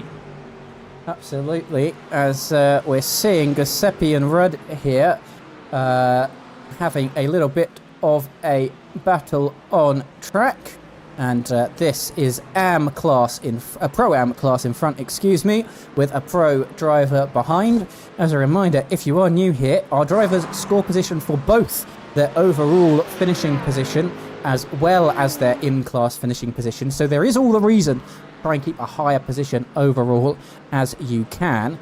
But of course, you don't want to do it at detriment to your pace compared to your class rivals, or potentially at detriment to ending up in the wall, as we have unfortunately seen too many drivers happen today around this particular circuit. And indeed, Giuseppe still leads the Ford Mustang behind him. As we now head into the 12th lap of this race, looks like all the battles have calmed down slightly.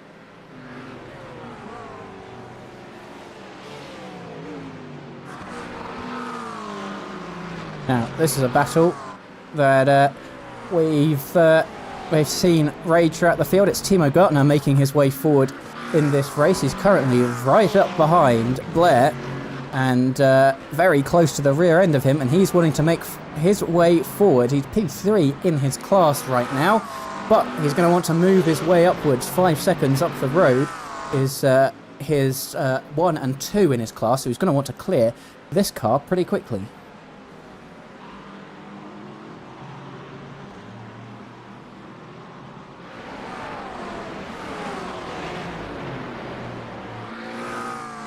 He is still having to stay behind, maybe biding his time on the McLaren in front of him. He's in a Porsche. He knows he can get good traction out of these corners to maybe set up a move into turn 1, or maybe stick behind him for that long straight after you've head up the hill to try and make a move and move forward towards his class compatriots. He's looking up the inside of turn 1 here. Anything he can do? No, he's a little far back. And now he has the threat of the 017 right behind him.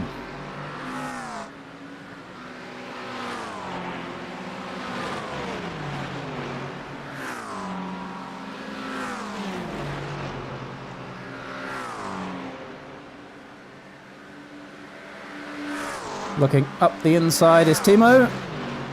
Is he going to make a move? Stick here, up the inside. Yes, he is, but still trying around the outside. But then up the inside, the 017 car is trying to make a move on the 267. And for the moment, it looks like he's made it round the outside. As apologies, I've hit the wrong button there. But it looks like maybe Jeffrey Damon around the outside is also trying to gain positions in this little scuffle as they go 2 by 2 out of tow, heading down into heel. And what can they do? Jeffrey Damon darts to the inside. Is he going to try and make a move up the inside here? Surely not. But it is purely for defense as he has a little look, but nowhere to go for this occasion. 017 has got his nose just up there, though. Excellent racing from these two here, the 17 and the 13. Who's out on top right now? It's going to be Jeffrey Damon in that Pro-Am class.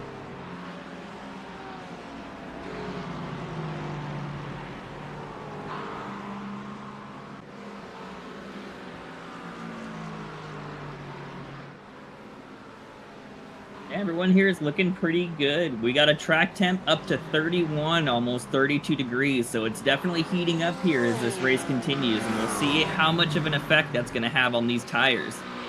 Absolutely. Short fuel tanks. Who will choose to change the tyres when? It's Jeffrey Damon and Kip Blair who are going at it right now. Who is going to come out on top, looking to the inside, to the right-hand side. My apologies, it's Jeffrey Damon. He's going to be looking up the inside. What's going to happen as we head down here? It's going to be 13 on the inside. Is he going to make it? Ooh, and it looks like maybe the 267 thought he was a little bit further ahead. He had to hit the brakes, it looked like, a little bit there. And that makes him vulnerable to the 17 behind. But I think he's just a little bit too far back for any sort of move at this particular occasion.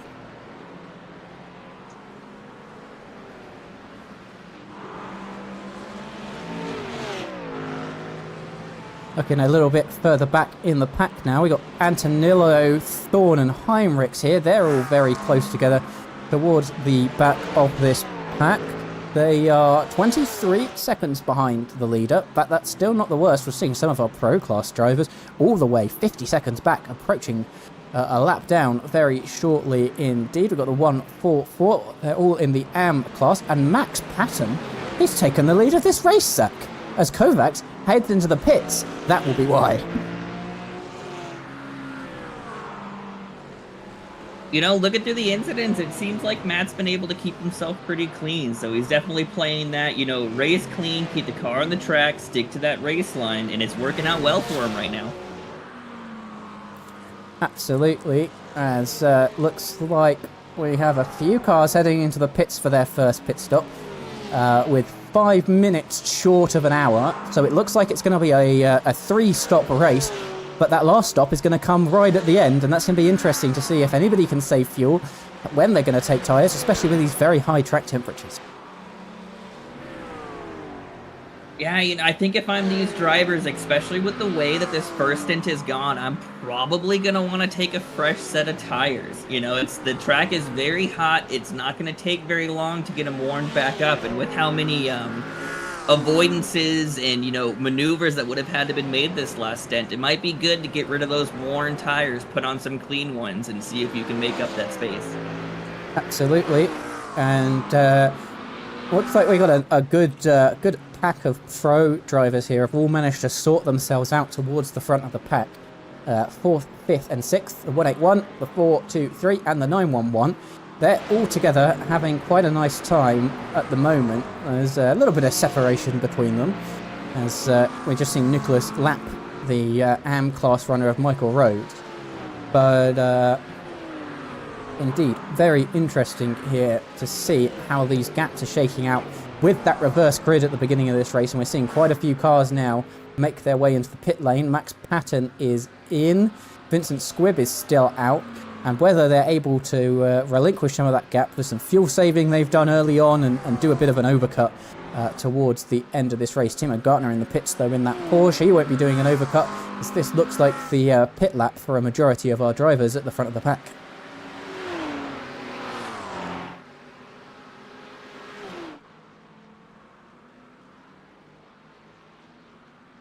Not for Andy Keane, though. He is staying out in his Greg's liveried car, straight past the pit lane, and managed to make his way up all the way to 7th place there. So, obviously, he is going to have to pit. But for some of these AM-class drivers, if you're able to stay out a little bit longer, get a bit of clean air, it might do you well in the battles within your class. Got Kovacs here, who has come into the pits. Our provisional race leader has come out of the pits behind Max Patton, who looks like he might be on cold tyres here. So we're going to have to see what happens coming down the straight is the cold tyres going to give Max Patton any chance of defence here? On the inside is the 42, but it looks pretty easy from this point of view, but he's still right on the back. Yeah, it looks like for a lot of these drivers, it looks like the average lap may be about 14, 15, and some of these drivers are going to be able to, you know, get out 16 laps out of this tank. I very much am intrigued to see if anybody can make it past the hour mark. I did hear from one of our drivers, and I won't say who it was, that they think that some cars might be able to make it past the hour mark, and end up with a pit stop less compared to everyone else. Someone who will not be enjoying a pit stop less and will have to make an extra go through the pit lane is Thorne in the number 51 car. He has got a black flag and he's just heading to the pit lane, so I can only imagine he's got himself a penalty there for some pit lane speeding. And in fact, I'll correct myself there. He won't have to go back through the pit lane. If he got it on the entry, he'll just have an extra stop and hold, but it still won't do him very well in this race. As I'm just having a look, it looks like Sean Ferreira is in the 029 car, who is yet... Oh no, he has done a pit stop, but he's managed to massively jump the field here. In fact, did he have a pit stop very early in this race for damage or anything similar? He's managed to make a massive gap on the rest of the field. He had a lap 2 pit stop, which I'm assuming may have been for damage. So for him, it's his 14th lap, so he will definitely be having to come in for fuel here in the next lap or two. That makes so it's a position, but I don't think he's going to be able to hold it for very long. Absolutely, that makes a lot of sense, because I thought he'd just done a strategic masterclass and managed to gap the field by 3 seconds there, but as we approach an hour and 1 minute to go, everybody has had a pit stop so far in this race, at least in the top 21.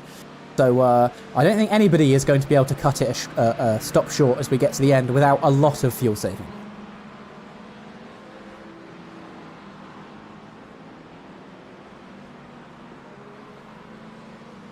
And still, we're seeing quite a few trains in this race. It looks like we might have had an incident between Nicholas and Giuseppe. Looking back at it, it looks like maybe Giuseppe might have turned in a little bit onto the track and made a little spin on Nicholas there. I'll have to go back and take a look, but that might be another one for the stewards to look at. Well, we've got Gabor here in the number 17, right on the back of Timo Gartner, so we will go and have a look back at that incident to see if, after anything has happened with the 17 car, is he going to be able to latch onto the back of Timo's Porsche and make a move back as we head down that very long, not really a back straight, middle straight of this race, and see what happened. It's the 911 who continues to lead for now.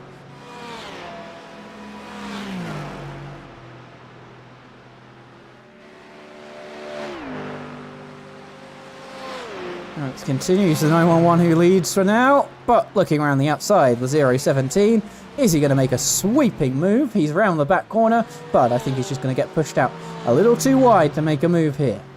So let's go and have a little look. You said about Nicholas there. Let's go see what happened back there. He is on the inside. There's a car on the outside. It's 3 wide, and he just gets caught by that car rejoining the track. And well, I'm not really sure what that Porsche was thinking there. They just kind of forgot that there was a car there at all. If we have a look at it from chopper cam, he should know he's there. He should know he's there. It's 3 wide, and he just drives back onto the track into his back corner like he's not. That will be one for the stewards as well. And that's certainly going to be interesting to see whether this is the race result when the checkered flag flies.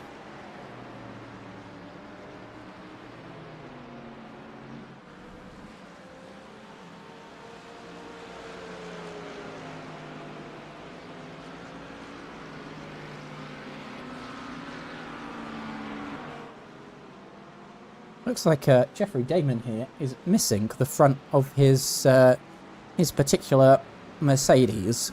Now, I know that there were incidents happening at the start, but I'm not exactly sure how he's lost his front bumper in this situation, as he's already been in the pits twice. So I imagine that he's picked that up kind of recently, because that's not how I remember it rolling off the grid.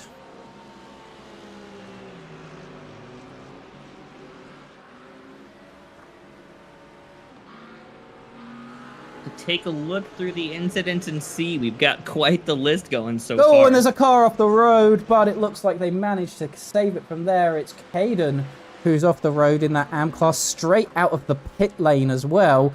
It must have been some fresh tyres. He gets on the grass and he goes for a spin, but it looks luckily for once in this race, he hasn't caught any other cars on the track. I say tentatively as he sits on the edge of the curb there, but everyone seems to manage to avoid him. But he's lost his rear end.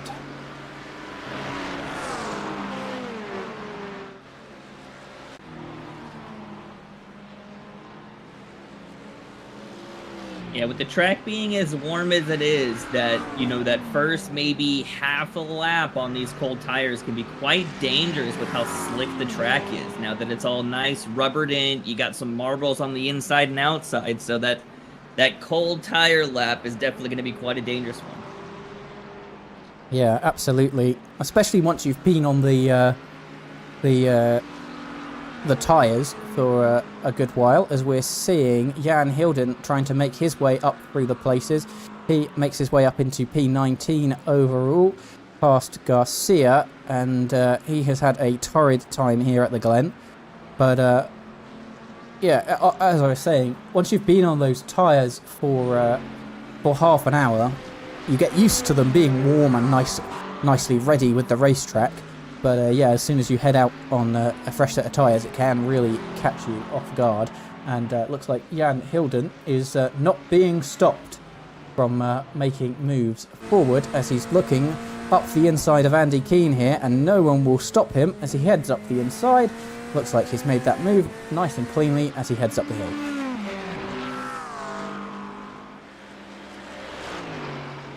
And we're just over almost 35 minutes into this race, so we've just passed the length of the sprint race, and I think maybe we've seen more incidents in this race than we did in the last one, which I am, called wrong, as I thought at the beginning of this race would be a little bit safer, but it does not look like the case. Absolutely not, and interesting to see that we've only got 4 drivers out of this race, despite all of those incidents in Crawford, Lee and Drake. Just seen Hartley come into the pits, but I think that might be for a pit stop rather than for leaving this race. But 3 out of 4 of those are in the Pro-Am class, so a good chance to score points if you're in the Pro-Am class in this race, because of course you have to head out and score those points and complete 75% of the race to be eligible to score points. So if you are the likes of Hamilton, then it's at least worth it heading back out to score those points in the championship and see what you can't do. We're now seeing Garcia on the back of Andy Keane, looking very close indeed. A quarter of a second between them in this AM class. And heading down towards turn 1, Garcia looks up the inside. Is he going to make a move? Yes, he is. Is he going to make it stick? Yes, he is.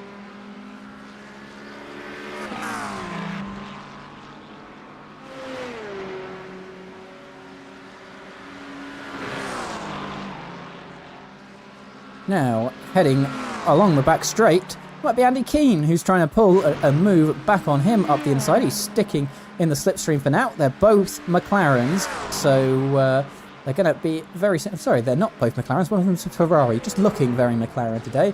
But Keane's going to look up the inside. Is he going to make a move? No, it looks like Garcia has got scot-free on that particular straight on this lap.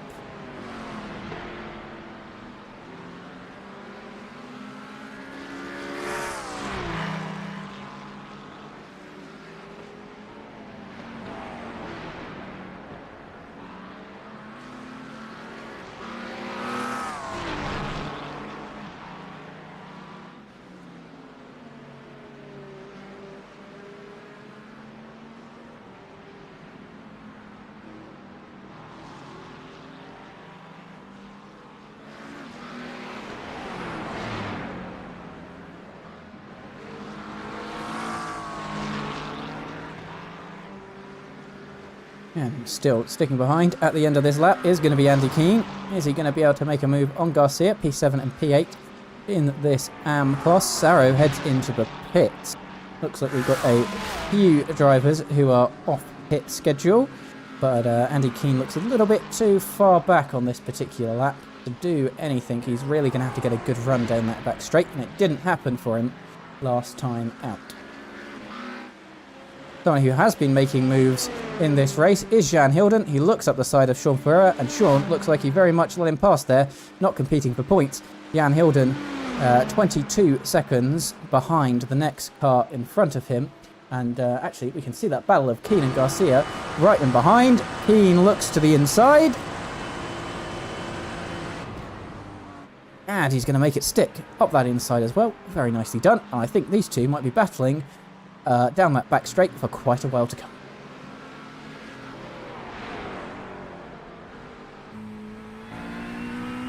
As up the inside of this time looks Garcia. I think he might have just got past Keane there, because he is back in front, and that didn't last very long for Andy Keane, unfortunately for him, but fortunately for Garcia.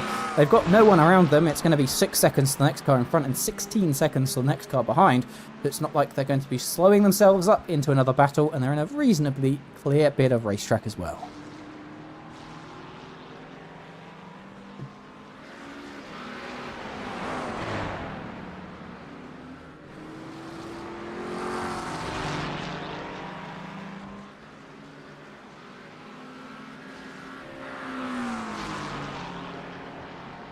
That's Garcia going wide there.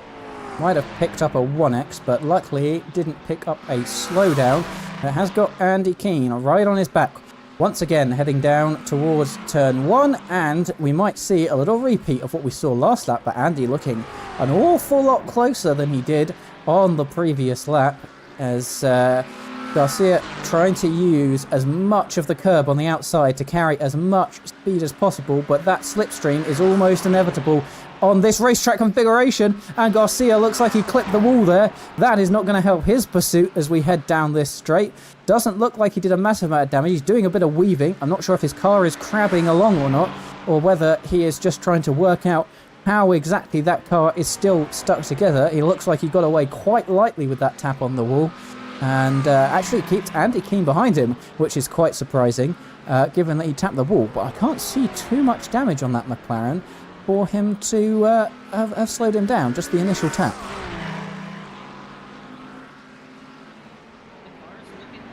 Seems like he's handling it okay, so maybe he was lucky he got out of that one with not too much damage going on his car. Absolutely.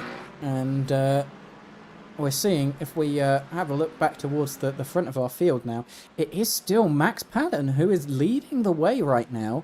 He has Kovacs and Vincent Squibb in behind him, but he's still leading the way. Being an AM-class driver, I'd say that's quite impressive. Yeah, he's holding the car pretty well. I haven't seen any issues or any incidents come up with him, so he's been very good about keeping that car clean and keeping it on the track. Absolutely. He's not leading by a massive amount. He's got 2 seconds back to 3rd place overall, but he's just keeping it smooth and consistent to stay in front in this race, and he's really taken advantage of that reverse grid at the start of this race and stayed out of any incidents, and it's worked pretty well. But he does have that looming threat, and I'm sure it will get closer. The gap's currently about 8 seconds back to that group of pro-class drivers, but I'm sure it won't be too long until they head to the back of his car.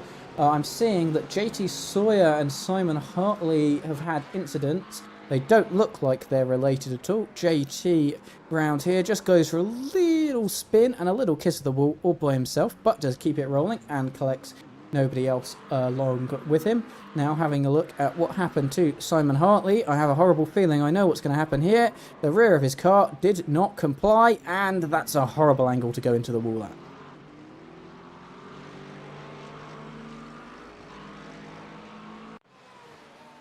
Yeah, you know, this track's not getting any cooler, and any sort of miscalculations going into those corners can cause those tires to slide out, and once you get them heated up, it's going to be very hard to get them cooled back down.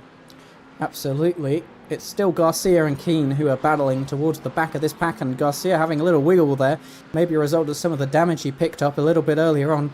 Keane looking around the outside, but nowhere for him to go. Also seeing Michael Rhodes here has had an incident. What's happened to him?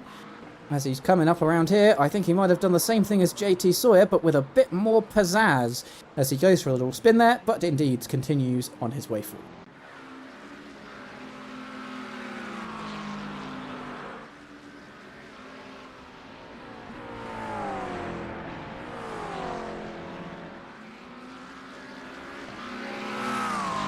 And it is Andy Keane heading up the inside. Now going to be the outside of Garcia. This can be a risky place to attempt an overtake, but Keane is still behind. Is he going to have a better run along this straight? He's right in the slipstream, but Keane is wise to this move and stays to the inside, drifts to the outside, but Keane too far back to make a move.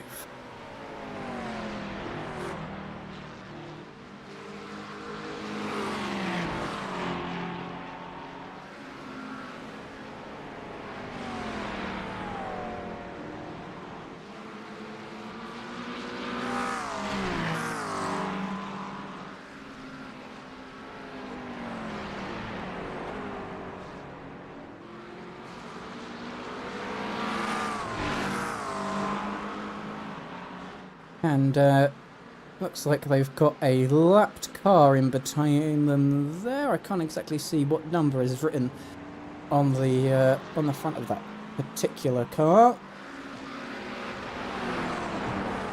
but not for position at the very least. As the battle at the front looks like it is spicing up a little bit here. Kovac's right on the back of Patton, and this is going to get interesting for the mind of Max here. He's still got 45 minutes to go.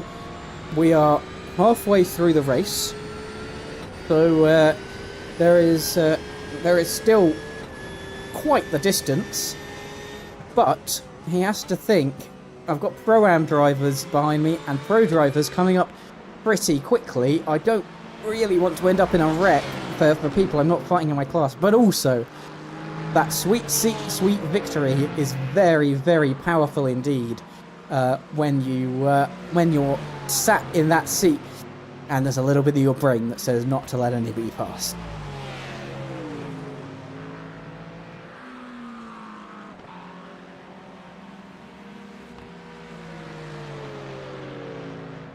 Yeah, I think you're definitely right. You know, here in the probably, I believe it should be the next 5 to 6 laps or so. It looks like most of our drivers should be coming in for that second pit stop and seeing if they can make it to the end on what little time we have left. I say little, still 45 minutes left in this race. We still have a sprint race and a half to go, Zach. Yep, a little bit of a miscalculation there. Spoke before my brain could catch up. Absolutely, and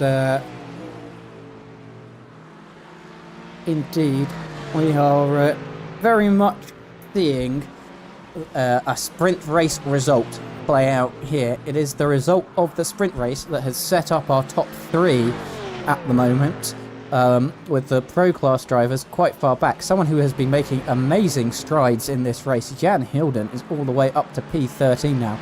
Very interesting to see for him how far he can get up, because after he passes the 94 car in P12, he's got 11 seconds of kind of open road in terms of cars he's got to pass for position. So maybe he can make some inroads into the top 10 in the final 45 minutes of this race. The pro pack behind, not really seeing them advance as quickly as I might have thought. Might be a bit of fuel saving or tyre saving going on there, but I imagine it would have only taken them maybe 10 laps or so to catch up with this pack that's being led by an AM driver, but not so far. Anything that you can see going on there, Zach? mean, it looks like a lot of our pro drivers are running just about the same times as the top end of the AM and the most of the Pro-Am class. It looks like Jan and Harrison are definitely pushing themselves up, trying to make up all that ground that they lost at the beginning of the race with those incidents. And, so far they seem to be doing a pretty good job at it. We'll see at the end of the race if it's able to net them any more positions within their class, or maybe just positions in the field to try to get any points they can out of this race. Absolutely. That was interesting from the 42 car there. He is right on the rear end of Max here, but Max is just putting his car in all of the right places to kind of keep that position and slow this entire pack down. And the 42 doesn't seem particularly happy about it. He is flashing his lights. But he really shouldn't be in this scenario. But maybe this is the moment for him as he looks around the outside. We crest over the top of the hill now. Is this the moment that Max loses the lead of this race? Places his car very nicely on the inside, but he keeps that lead. It looks like maybe he doesn't have the out-and-out pace of these two cars behind him, but he's just putting his car in all of the right places, and it's just working to keep him on the lead. As we approach this next round of pit stops, it's going to be very interesting to see whether the undercut for the two cars behind works. As I say that, the 42 must have heard me telepathically as he heads into the pit lane to try that undercut to see if he can't get past. I mean, at this point, you got to be making those decisions where you're not going to be able to get past Max that easily. Maybe it's better to take the fuel strategy, pit a little early, get as much as you can, make it to the end of the race, and maybe you'll make that pass to the pits. But I agree with you. Max may not be the fastest, but he seems to be the smartest with where he's placing that car and doing that defensive driving. Quite a good showing for him coming out into this main feature. Absolutely, and you can say all that you want that there's a bit of a game to having the top 20 inverted, but that is the racing that we're going with, and that's for everyone to have their opinions of. But you can't go from that kind of start and stay there without some intelligent driving. To be honest, I really don't think that you can just stay there by luck. Essentially, you very much have to work for it. And for Max, so far, he drove himself an amazing sprint race to get himself into a good position to be inverted on the grid, and has just held it ever since on this feature race. Now we do look as I think that he might be approaching his pit stop soon. He's done 13 laps. Was it 14 or 15 I remember hearing earlier in the race sec?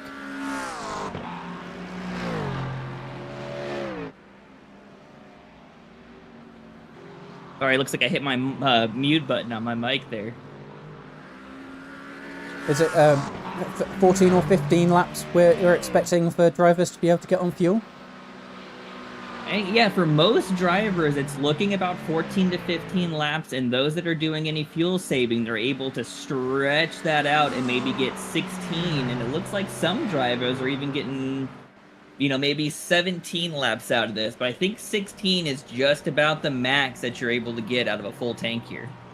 Be interesting to see how many laps Max can do here, because of course he's been the one kind of pushing at the front of this train, and the likes of who was in behind him, Kovacs in the 42, maybe was able to save a bit of fuel. He did pit early, but it means he'll have a shorter pit stop, so I wouldn't be surprised if Max isn't able to make it 16 laps here. He is coming up to a lapped car in front of him, I think of JT Sawyer. It is indeed.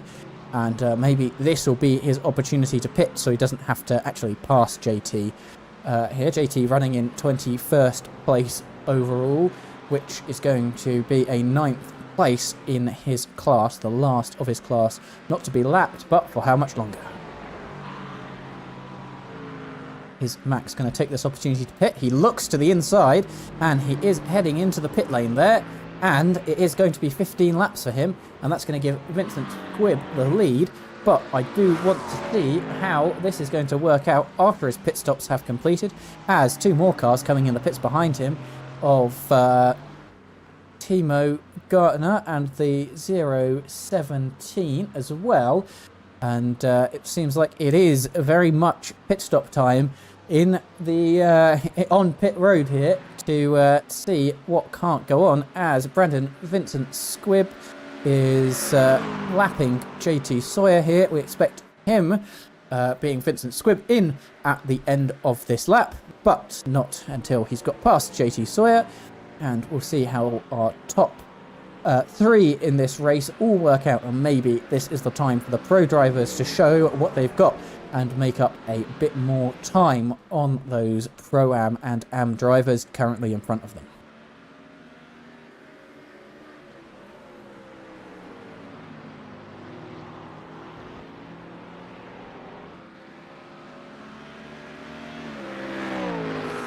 Like Vincent's coming up to his time to pit, so we'll see if he's going to be stretching this out a little bit.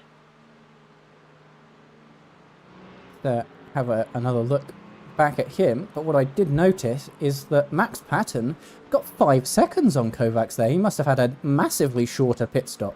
Maybe that is tactical to split the end of this race, but he's managed to make 5 seconds up on him during that pit stop phase. Undercut obviously hasn't worked at this point in time. Yeah, looking at their times, their pit times actually look pretty similar. So I'm wondering if maybe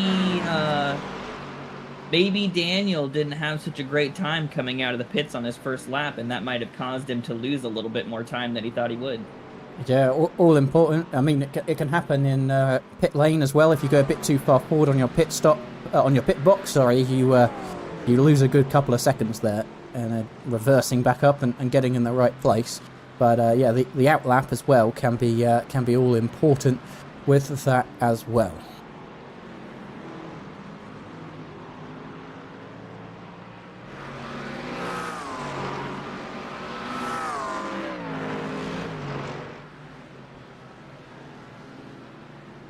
As having a look here with a couple cars going side by side, but looks like we've got a battle here with Sean Ferreira on the back of Kovacs here. We've got a car off on the side there having a little bit of an incident, but doesn't look like anyone else is involved. Just looks like they were having a great time with the grass.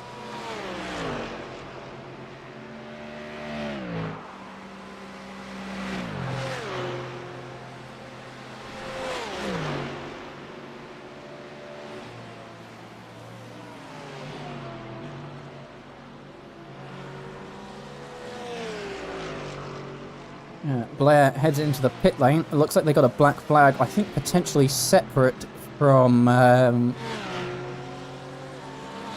pit lane penalty, and might be the first driver today to hit the incident limit. So that's very interesting to see that for the number of incidents in this race, I haven't seen too many black flags out there on the track for anyone hitting the incident limit.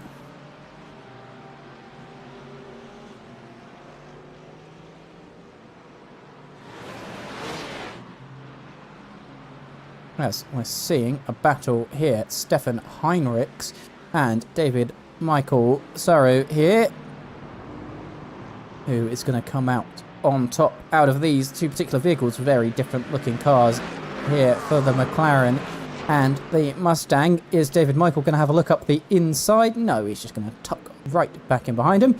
And then, actually, I think those might be on, oh no, they are on the same laps. My apologies. It is confused me there with the white Mercedes in front. I thought it was Jeffrey Damon, but it's not. We're seeing more cars into the pits, and Jan Hilden once again claims lead of this race. Unfortunately for him, I still think he has to make another pit stop.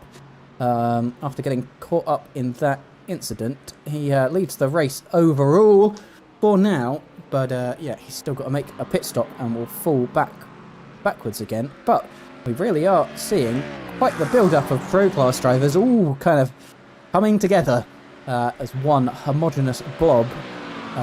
Maybe not the best way to describe them, but they all are on similar pit strategies, similar enough to be within a couple of laps of each other. But it's going to be interesting to see whether they can fight through, either as a group or individually, to the front of this pack.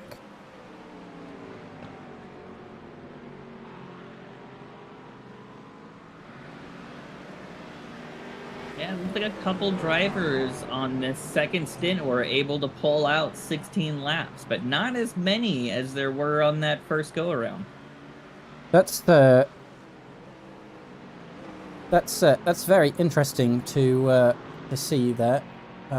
What is interesting as well is we've got Daniel Kovacs here on the back of Vincent Squibb, and they're heading down side by sides down the pit straight. It's going to be Daniel, I think, who comes out on top. He's on the inside, his car's in front, and he sweeps his way through pretty nicely there. But he then has a car right in behind him for this next section of the racetrack. It's Vincent Squibb who we're on board with, and he has got a great run coming up the hill. Is there anything that he's going to be able to do as we head through here? He might be able to take a bit of slipstream off of the car in front of him. They're swapping positions. Vincent Squibb in ahead marginally right now, but he is on the outside. He's not going to have the optimum line unless he cuts in front, but he can't because there's a car on the inside. And it is going to be Daniel who once again takes that place straight back off him.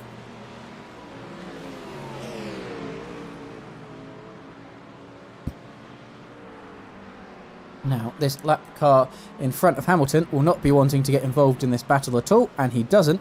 Moves his way very nicely out the way, but these two won't want to battle too hard. We're just over half an hour to go. They're 4 seconds off the back of Max Patton here, and they have the lapped car of Hartley in between them. That's going to be very interesting to see whether they decide to work together. Do a bit of bump drafting down that back straight, or whether they don't care about winning overall, and they think that maybe the pro drivers behind them will catch up. But it'll be interesting to see indeed what exactly they decide to do. So far, they're sitting line astern, but I think that's because Brandon is a little bit too far back to try and move. We've got a car coming out the pit lane, but they'll be well clear of that as they head up the hill.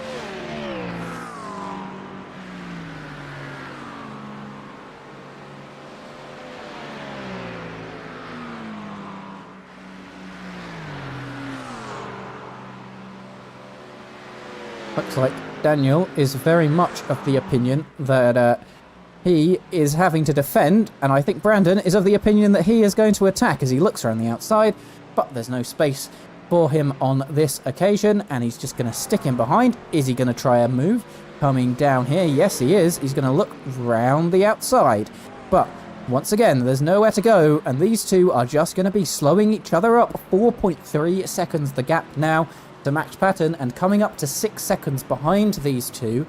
For the pro class drivers, half an hour to go. You actually really need to have a little bit of a think about working together here if you want to catch up the lead of this race.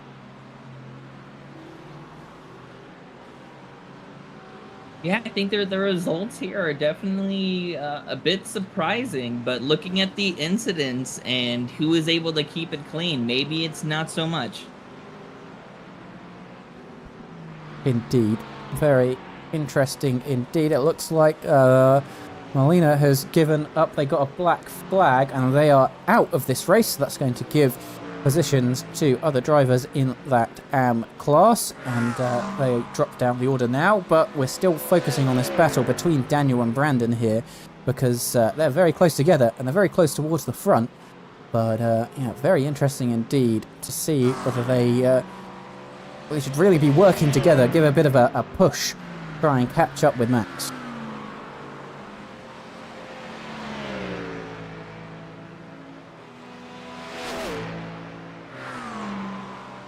Once again, they battle down this back straight.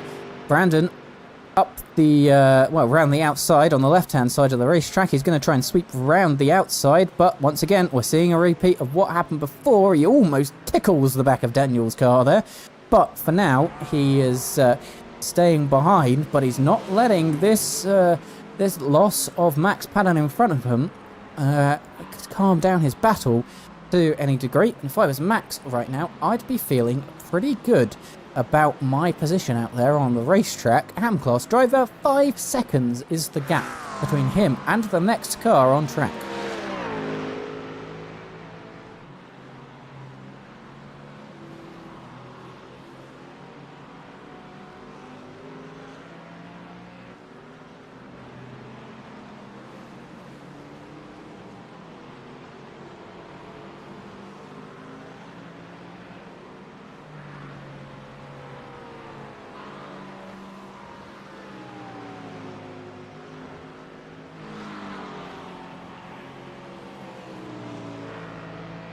Harrison has made his way back up into the top 20 as he heads out of the pit lane. Top 21 now, actually, as he leaves the pit lane. He has had a long race there to make his way back up in the top half of this field, but it is still the closest two drivers on track of Daniel and Brandon here. And is there going to be a difference in response once again? 5 seconds exactly the gap as they come up the course there, but no, it doesn't look like there's any cooperation going on here. They are fighting for the Pro-Am victory. They don't seemingly care about that overall race victory thus far.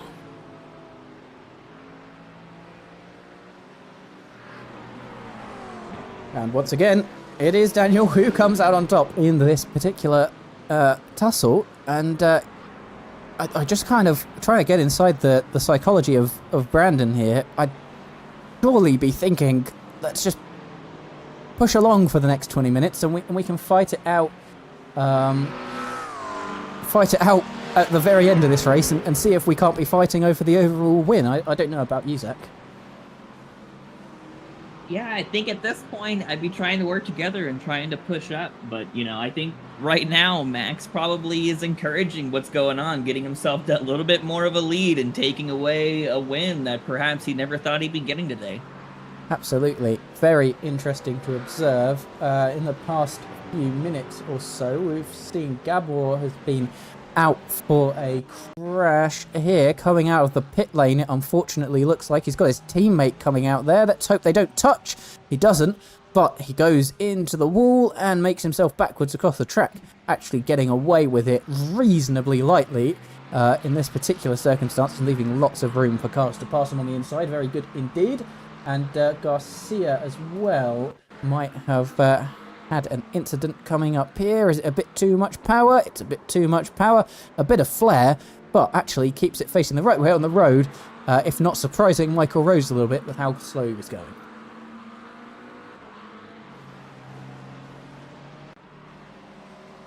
As it looks like during our watching that replay, of course it's typical, Brandon has made his way past Daniel now, and maybe, just maybe, for the victory of this race they'll work together, but it surely doesn't look like it as Daniel heads around the outside here.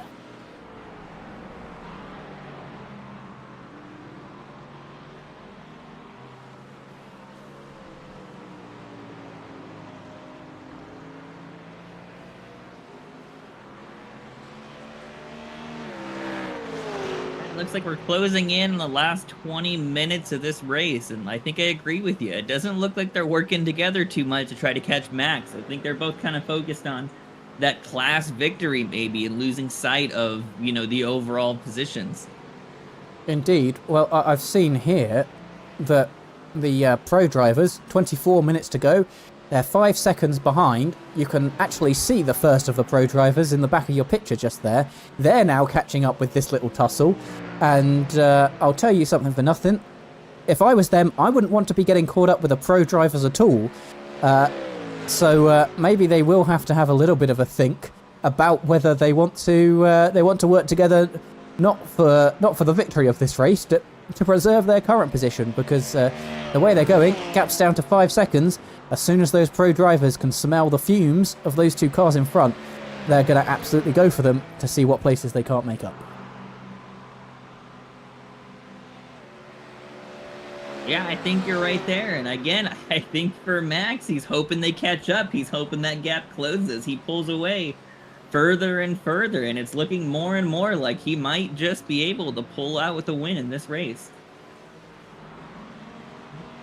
Absolutely.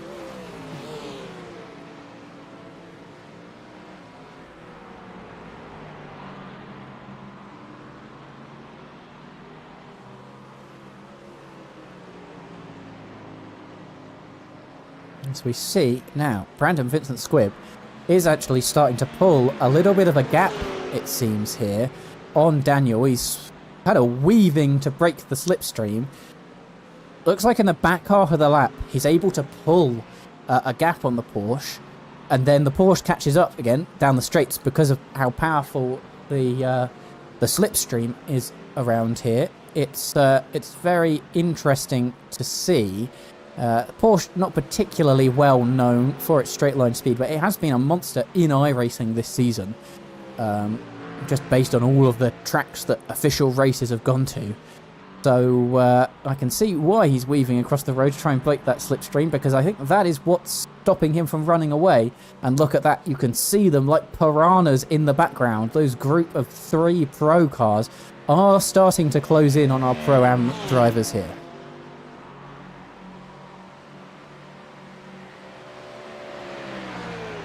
We very briefly saw a yellow flag out there on track. I'm seeing that Michael Rhodes has had a crash, but first let's see if Daniel manages to make a move down this back straight, or he's just going to stick behind.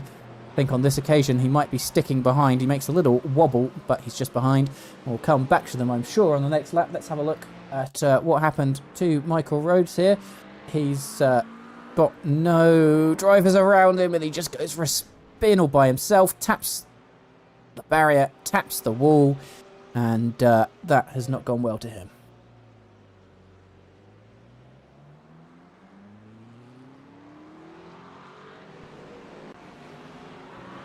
Back live. Getting closer and closer to the finish of this race. Little mistakes like that are going to start to cause big time differences between you and the leader. Absolutely. And I can't even see Michael Rhodes on my top 21 here. That is the departure that we've seen from Michael Rhodes' form. He's not had a good couple of races today, and the real winner out of the AM class has got to be Max Patton. He is seconds away from his nearest rival. He's played it very well so far. Let's hope that we haven't cursed him as the end of this race comes, and looks like maybe now that Brandon has made his way past Daniel, and Daniel can see in his wing mirror an approaching set of Pro Cup class cars, he's maybe decided that that battle cost them a bit too much time, because they are staying line astern, not really going for any sort of dives or anything like that. He's just letting Brandon pull him along on the straights. Might be doing a little bit of fuel saving, but looks like they've turned sensible mode on a little bit, as you can just see them approaching in the background.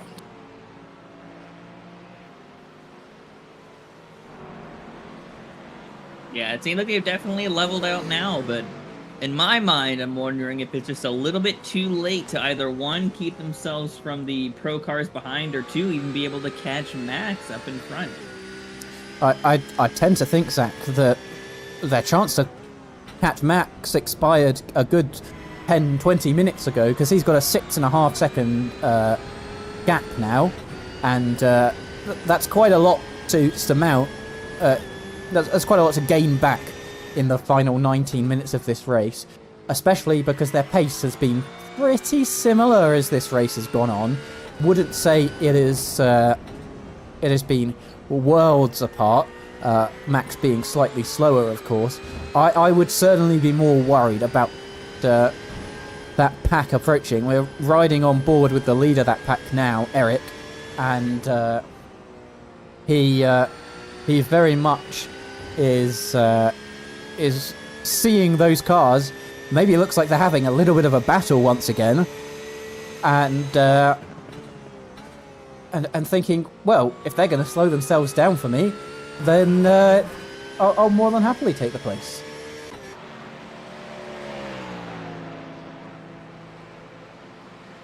Yeah, I think you're right here. I think as long as Max can hold it together, knock on wood, it seems like he's going to be able to pull this one out for himself, and it's going to be a race of P2 and back to see if the pros are able to close the gap and get by these drivers. Of course, still a pit stop to go in this race. Going to be interesting to see, have those pro drivers, especially maybe those behind Timo Gartner, the 181, have they been saving a bit of fuel so they can gain those seconds in the pit stop? Could be looking at a very spicy battle for that pro class, because I think that they've certainly been playing the game where they're just sticking as a line, not battling, letting Eric lead them towards these two cars in front of them, and they've maybe been able to save a bit of fuel out of that. Yeah, I think you're right. I mean, the stints here, with everything that's happened towards the beginning and middle of this race, everyone's kind of on their different strategies for the most part. So we'll see who's picked the best one and see if some of these drivers who maybe pitted a little bit later are able to stretch this race maybe to either the end or just closer to that, maybe the final 5 laps, 6 laps that we've got left. Absolutely. Just over 15 minutes left on the clock. And indeed, time is ticking down for some of these drivers now to have a think about what they need to do to move themselves forwards or stay where they are in this race, and still expecting one pit stop for all of these drivers to shake up that order a little bit. Talking of shaking up that order, Jan Hilden's up into the top 10 now. A great recovery drive for him to end what looked like 6th in his class, and P10 overall, looking very good indeed.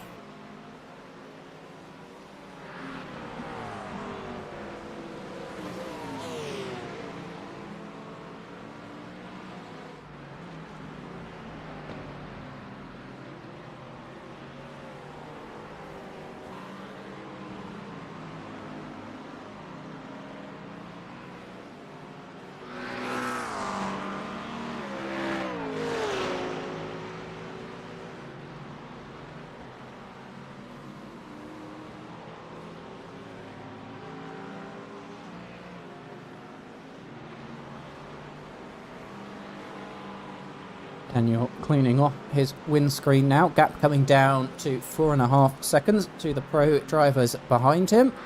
And they are still starting to look a little bit bigger in the rear. And it's going to be Daniel who decides to jump first in those final pit stops of the top group. He doesn't want to stick behind Vincent Squibb any longer, so he makes his way into the pit lane, but it looks like maybe all of our drivers, apart from one, have ended their way into the pit lane.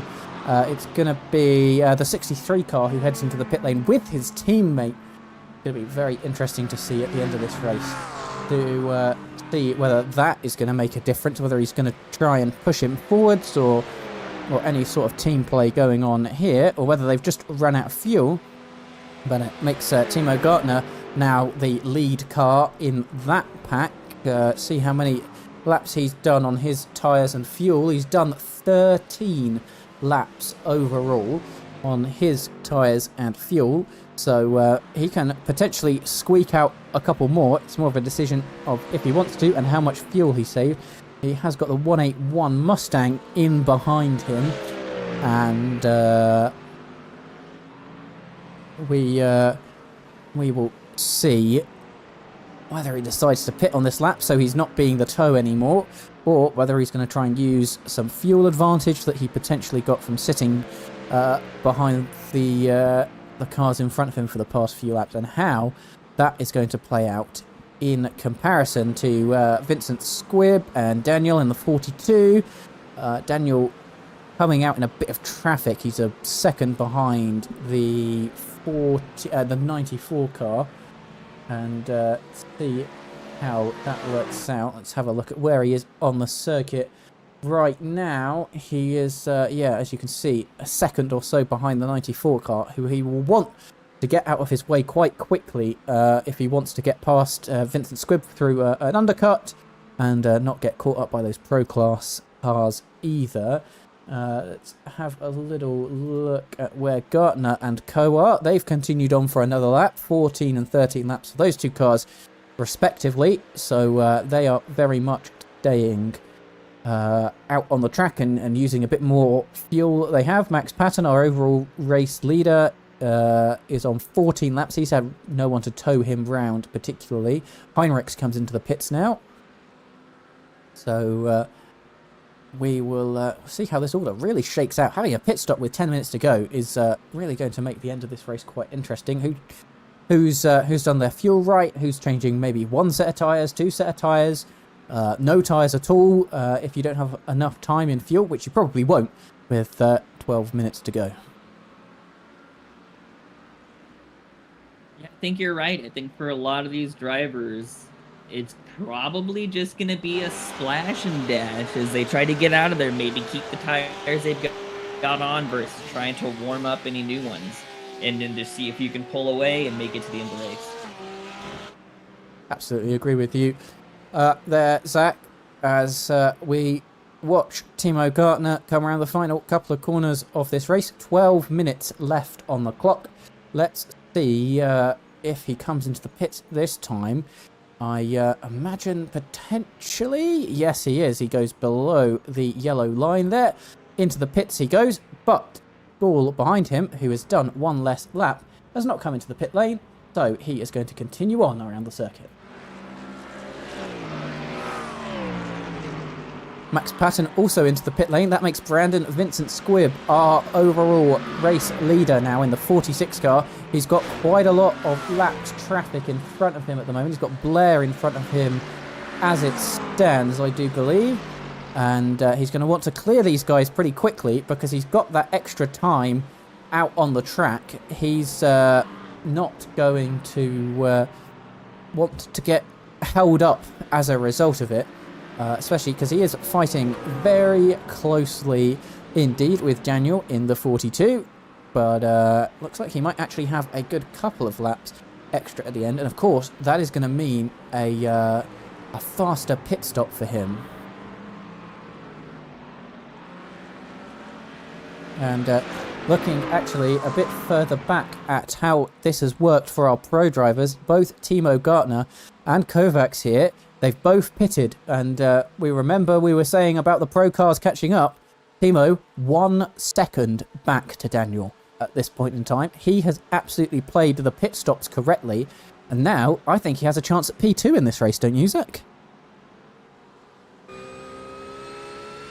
Yeah, I think you're right. I mean, for a lot of these drivers, it's going to come down to this last 10 minutes. And I think anyone from P2 and back, or to about 5th or so, they've got a pretty good chance of pulling it out. Absolutely. We're looking at School. Hilden is a bit too far back, I think, to get involved in that battle. But Timo Gartner, I think, has really played this pit stop well, because the gap from his pack in front was, I think, 5 seconds at best. He's managed to lock 4 seconds out of that. He went 2 laps longer, so he had to take 2 laps less worth of fuel on his car. And that really has worked. And now he's going to be on the very edge of the slipstream of Daniel in front. I think a P2, a P3 is definitely on the cards for him. As starting to see the final cars drab their way into the pit lane. Still nothing for Vincent Squibb. He carries on for another lap after doing 14 laps of fuel and tyres. But Timo not gaining masses of time here. He's going to have to pull out every bit of pace he can find at the end of this race to catch up with that Porsche in front. Of course, he's in a Porsche. There's no car advantage going on here. Only setup and pure driving skill towards the end of the race. And maybe a bit of teamwork if the 181 behind him decides he wants to give him a bit of a push, who I think has just come out of the pit lane. Indeed he has. He's done 0 laps so far, who can push him forward a little bit. 63 in P9 has lost out a little bit in this pit stop phase. He's at the back of this pack now. He was leading it before the pit stops happened. Maybe had a bit of a slower stop, needed some more fuel or something like that.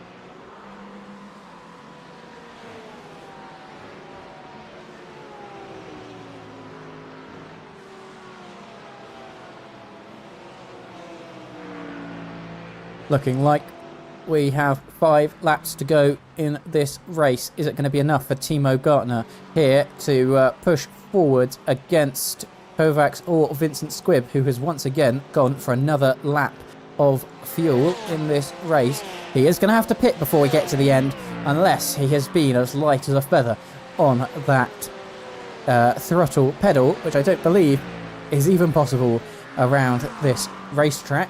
So let's see what happens when he comes into the pits. Is he going to get in the middle of this battle here? Is he going to come out somewhere in the front, somewhere behind them? It's going to be very interesting to see.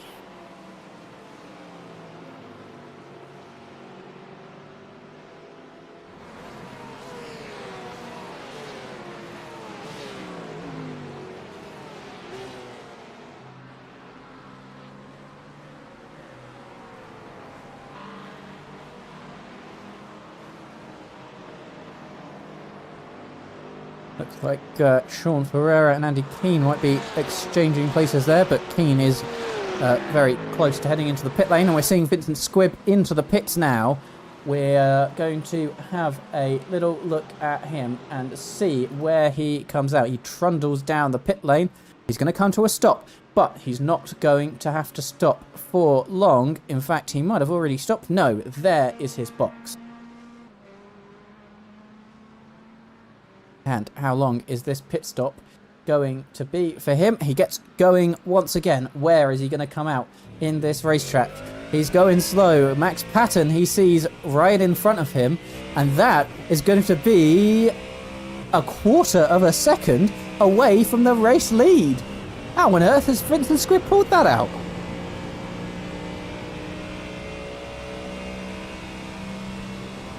Yeah, it looks like he had just some quick in-laps and then was able to cut his pit box time down to just under 8 seconds. So he was, well off and able to get through that pit lane pretty quick. And Max Patton up the inside. I thought it was Max Patton in front of him. It wasn't. He's just made a move up the inside past JT Sawyer, the lap car, to come back into the lead of this race.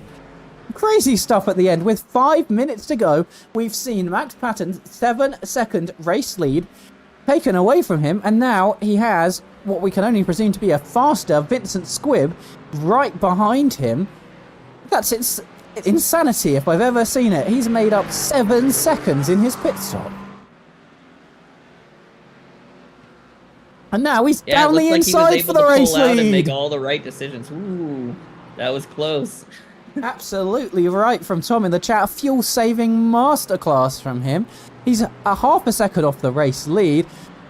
He's absolutely left Daniel Kovacs in the 42 behind him to fend off the Pro Class drivers behind.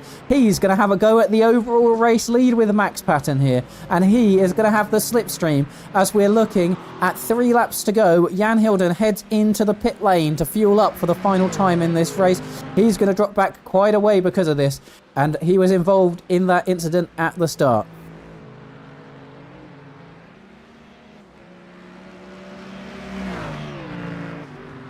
So who is going to turn out on top here? I'm not sure if I have the voice left for it, but I am going to try my very best. Max Patton, Brandon Vincent Squibb, 2 brand new drivers to this series, 2 brand new winners in this series. It's Brandon who looks round the outside. They have a little touch. They're millimeters away from each other, but they're able to keep it all together in the final 3.5 minutes of this race. They're touching. I think that might be a little bit of netcode. We really don't want to see either of these drivers into the wall after they've both driven absolutely brilliantly in this race. Looking around the outside is Brandon, but Max, as we saw earlier in this race, he is putting his car in absolutely every one of the right places. He's defending the inside here. Brandon Vincent Squibb's going to have to go round the outside. They touch once again, but nothing hard enough to give them damage or send either into the barrier. They need to be careful that they're not about to give this victory away to someone else, as up the inside tries Brandon, but Max switches back on him in order to make it back into the lead.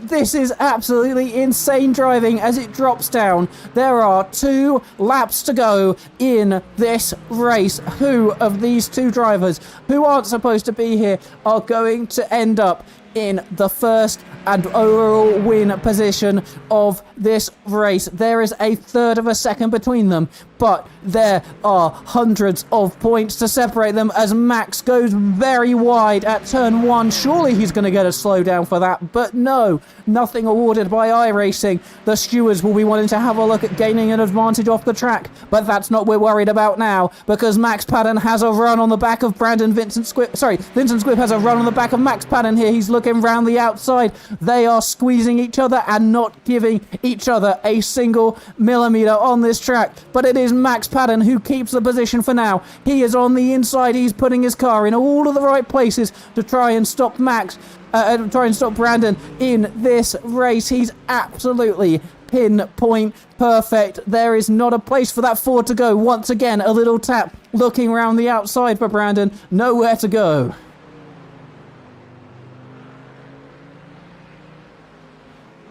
Yeah, Max is performing quite the drive today. Watching him put his car in these places, he's definitely not looking like an AM driver today. They're side by side, they're touching, Zach. They're touching down into the corner, but somehow they've ended up both making it through. And a slide for Max. That's going to let Vincent Squibb through here. He cuts across, but is Max going to be able to get up the inside here and take the position back? Yes, he is. What is this rating we're seeing at the end here? Man, they are putting it all out on the line for that first place finish here. This is some of the best driving I've seen in this league. 1 lap to go. There is less than 0.2 of a second between them. Max moves across to the inside, Brandon to the outside. What is going to happen as this race comes to its conclusion? Brandon on the outside. They're going to touch once again. They're 2 by 2 as we're heading up here. It's going to be Max who's in behind, but was Brandon off the track? I don't think so, but he might, I think so. He might have had a wheel on the curb. The stewards are going to have to want to look at that, and surely he can't be weaving like that down the straight as Max is right on the rear of him. And if either of these drivers makes a mistake, I can see a whole lot of drivers in the background who will be ready to capitalize.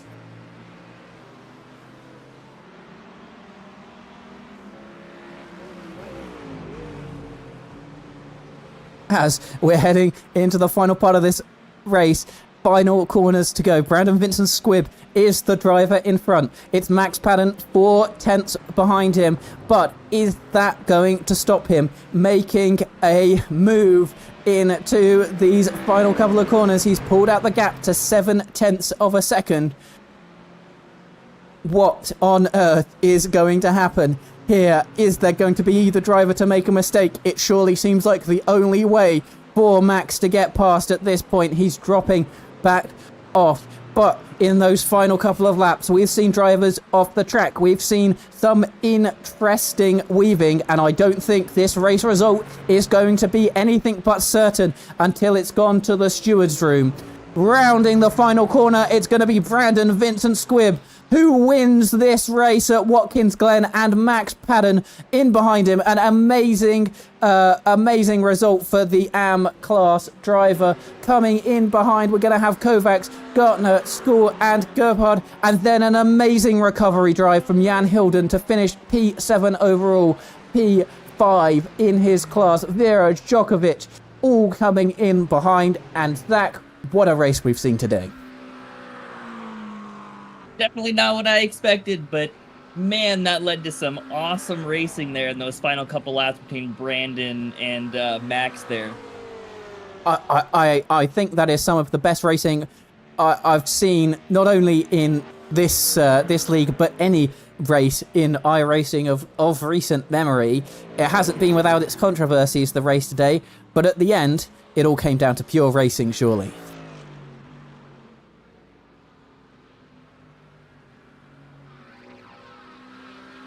It looks like even through what looked like off tracks, from what I can see at least, both Max and Brandon were able to keep at least enough of the tires on track to not even get an off track with that racing. They held it up pretty clean through that whole series of corners.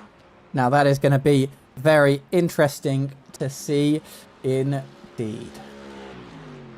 We're seeing our final drivers cross the line now. Unfortunately, we had a good number of drivers who didn't finish after those first lap instant state. They're all going to be reviewed if they are reported by the drivers, as it's Andy Keane who comes the last driver to cross the line.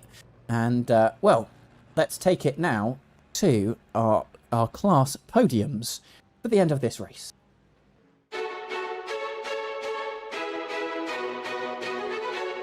A little bit of an upset then. It's Timo Gartner who takes P1 in that pro class, with Rudd School behind him in the 181 and Eric, who's making up P3.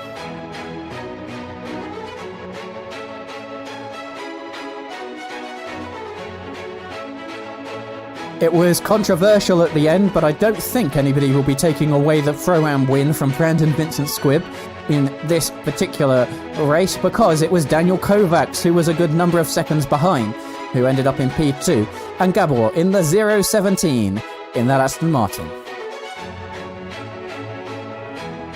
And we saw it at the end. Max Patton has an excellent victory today in that AM class.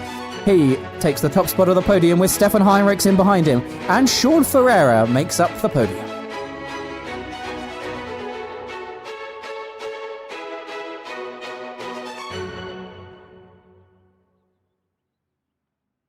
Oh, that was a race and a half. Oof. I need to catch my breath, catch my voice, catch absolutely everything out of that. Let's have a little look at the end of the race standings. Overall, it was Timo Gartner by 0.2 of a second who took that pro class victory. Rudd in behind, Eric behind him, then Jan, an excellent recovery drive. Nicholas, Nick, and Harrison make up your pro class results.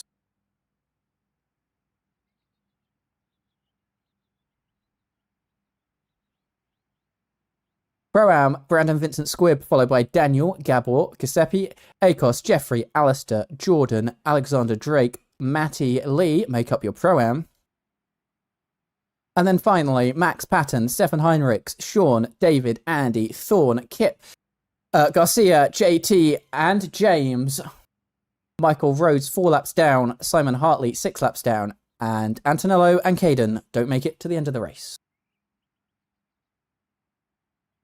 Well, on reflection there, Zach, bit of a messy one for some of our drivers out there, but some excellent racing to go with it. I think that I think there was a little bit of controversy in there, a little bit of great racing, a little bit of visits to the stewards' room. What are you thinking after that?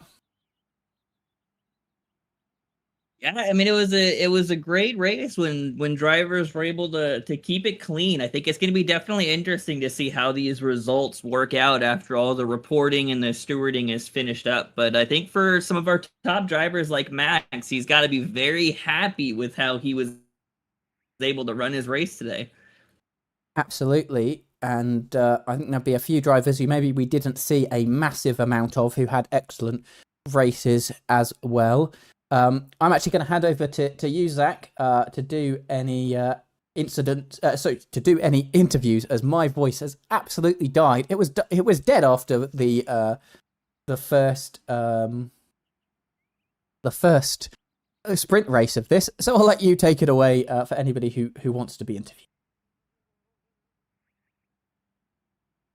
Yeah, definitely. It looks like we've only got one driver up in the chat in the interview, so let's go ahead and bring him in. It's gonna be Giuseppe. Hey, Giuseppe, how's it going today? Hello. It was a very, I would say, messy race for me. Because I had this incident with Niklas, and yeah, it wasn't that nice. I mean, I have to look at the replay at first, and yeah, because the first overtake I take to him, he tries to push me out of the track, and I have to see the second one. What's happened? Yeah, I think that for a lot of racers out there was definitely quite messy today compared to what we've seen in usual. Do you think that had anything to do with maybe track conditions or just maybe a rough week for quite a few drivers? Or the track condition, I would say it's as well, because the track was very hot, so you have to look where you have the grip and where not. And if you're pushing too hard at the end of the stint, you have so far no grip at all on the tires. And I would say my strategy was wrong as well, because I changed the tires in every stint, and it looked like the others managed the tire a little bit well than me, but there was hard racing as well, yes.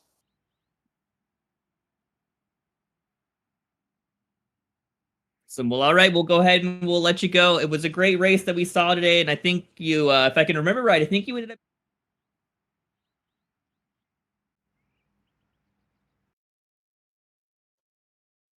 there. What do you think? Yeah, I hope so. I mean, next week we go to Australia, and I never driven this track, so I have to train a little bit more than others maybe.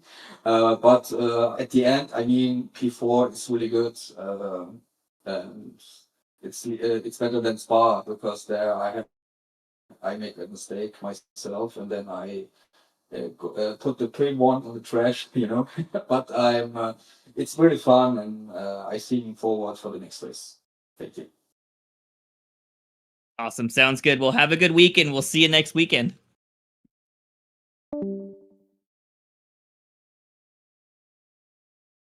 All right. And next, we're going to go ahead and have a chat with Max Patton, who was the AM driver of the race. Hey, Max, how you doing? Yeah, not too bad, not too bad. Yeah. Watching you out there this race, man, you put up quite a performance. You led most of the race, and that last couple laps was probably some of the most exciting racing I've seen in a very, very long time. How do you feel about how you did out there? Yeah, it was a good race. I mean, the feature race was fine. Jumped both of the AM class drivers on the first lap, so that was good. And then heading into the hour and a half race, I just kept it smooth and lots of big crashes in the first few laps, so that was all good. And then obviously the last few laps, yeah, I have my views and a report has been made, so we'll see. But I'm not gonna say anything. It was hard racing and stuff happens, man. That's how it goes. Yeah, I definitely think the stewards will be taking a look at that ending race and seeing what happened there. But I mean, from yourself, that was an amazing performance. It seems like no matter who was behind you, you were able to put your car in just the right position on every corner to keep those cars behind you. Yeah, I mean, it's just defending. It's whatever they do, you do the opposite, you know, and it's just, yeah. I mean, the pit stop strategies as well came into play with a lot of defending and stuff like that, but I mean, it all worked out, but yeah. Awesome. Well, we're heading to Bathurst next week. How do you feel about that track? Are you excited? Do you think you'll kind of end up in a position like you did today, or what are your thoughts there? Bathurst it's a no error track. This Watkins Glen is very forgiving, and it's helped that I've been doing IMSA and GT3 fixed around here all week, so that's helped. I've not done too much practice around Bathurst, but I mean, we'll see. I don't think this wasn't just a whim. I'm here and I'm here to win, so we'll see what happens. Well, you definitely showed yourself out there. You were able to knock Michael Rhodes off his 7-win streak. So congratulations for that. And I'm excited to see your performance next weekend. Yeah, thank you. All right. Have a good one, man. Thank you. You too. Bye-bye. All right, Zach. Well, all right. Oh, sorry. Go ahead, Lewis. Thank you. You saved my voice for at least 5 minutes there, and that's much appreciated. But yeah, as you said, we're back next week at Bathurst. Very different track to this. Walls close at every turn, and back to our endurance format. It's going to be very interesting to see. Yeah, I think you're right. I mean, like we heard Max say, Bathurst is quite the non-forgiving track. You make one mistake and it can almost guarantee yourself into a meatball situation. It's just a matter of, can you keep it out of the way of the other drivers? In a lot of these corners, it gets really tight. So I'm excited to see how everyone comes in. Absolutely. And a reminder for everyone out there is that we're going to be here once again back in 1 week's time at Mount Panorama. It's probably going to be hot, probably going to be a different winner. But we shall see you all next time, and we hope you enjoyed the race today. We'll see you. Bye-bye.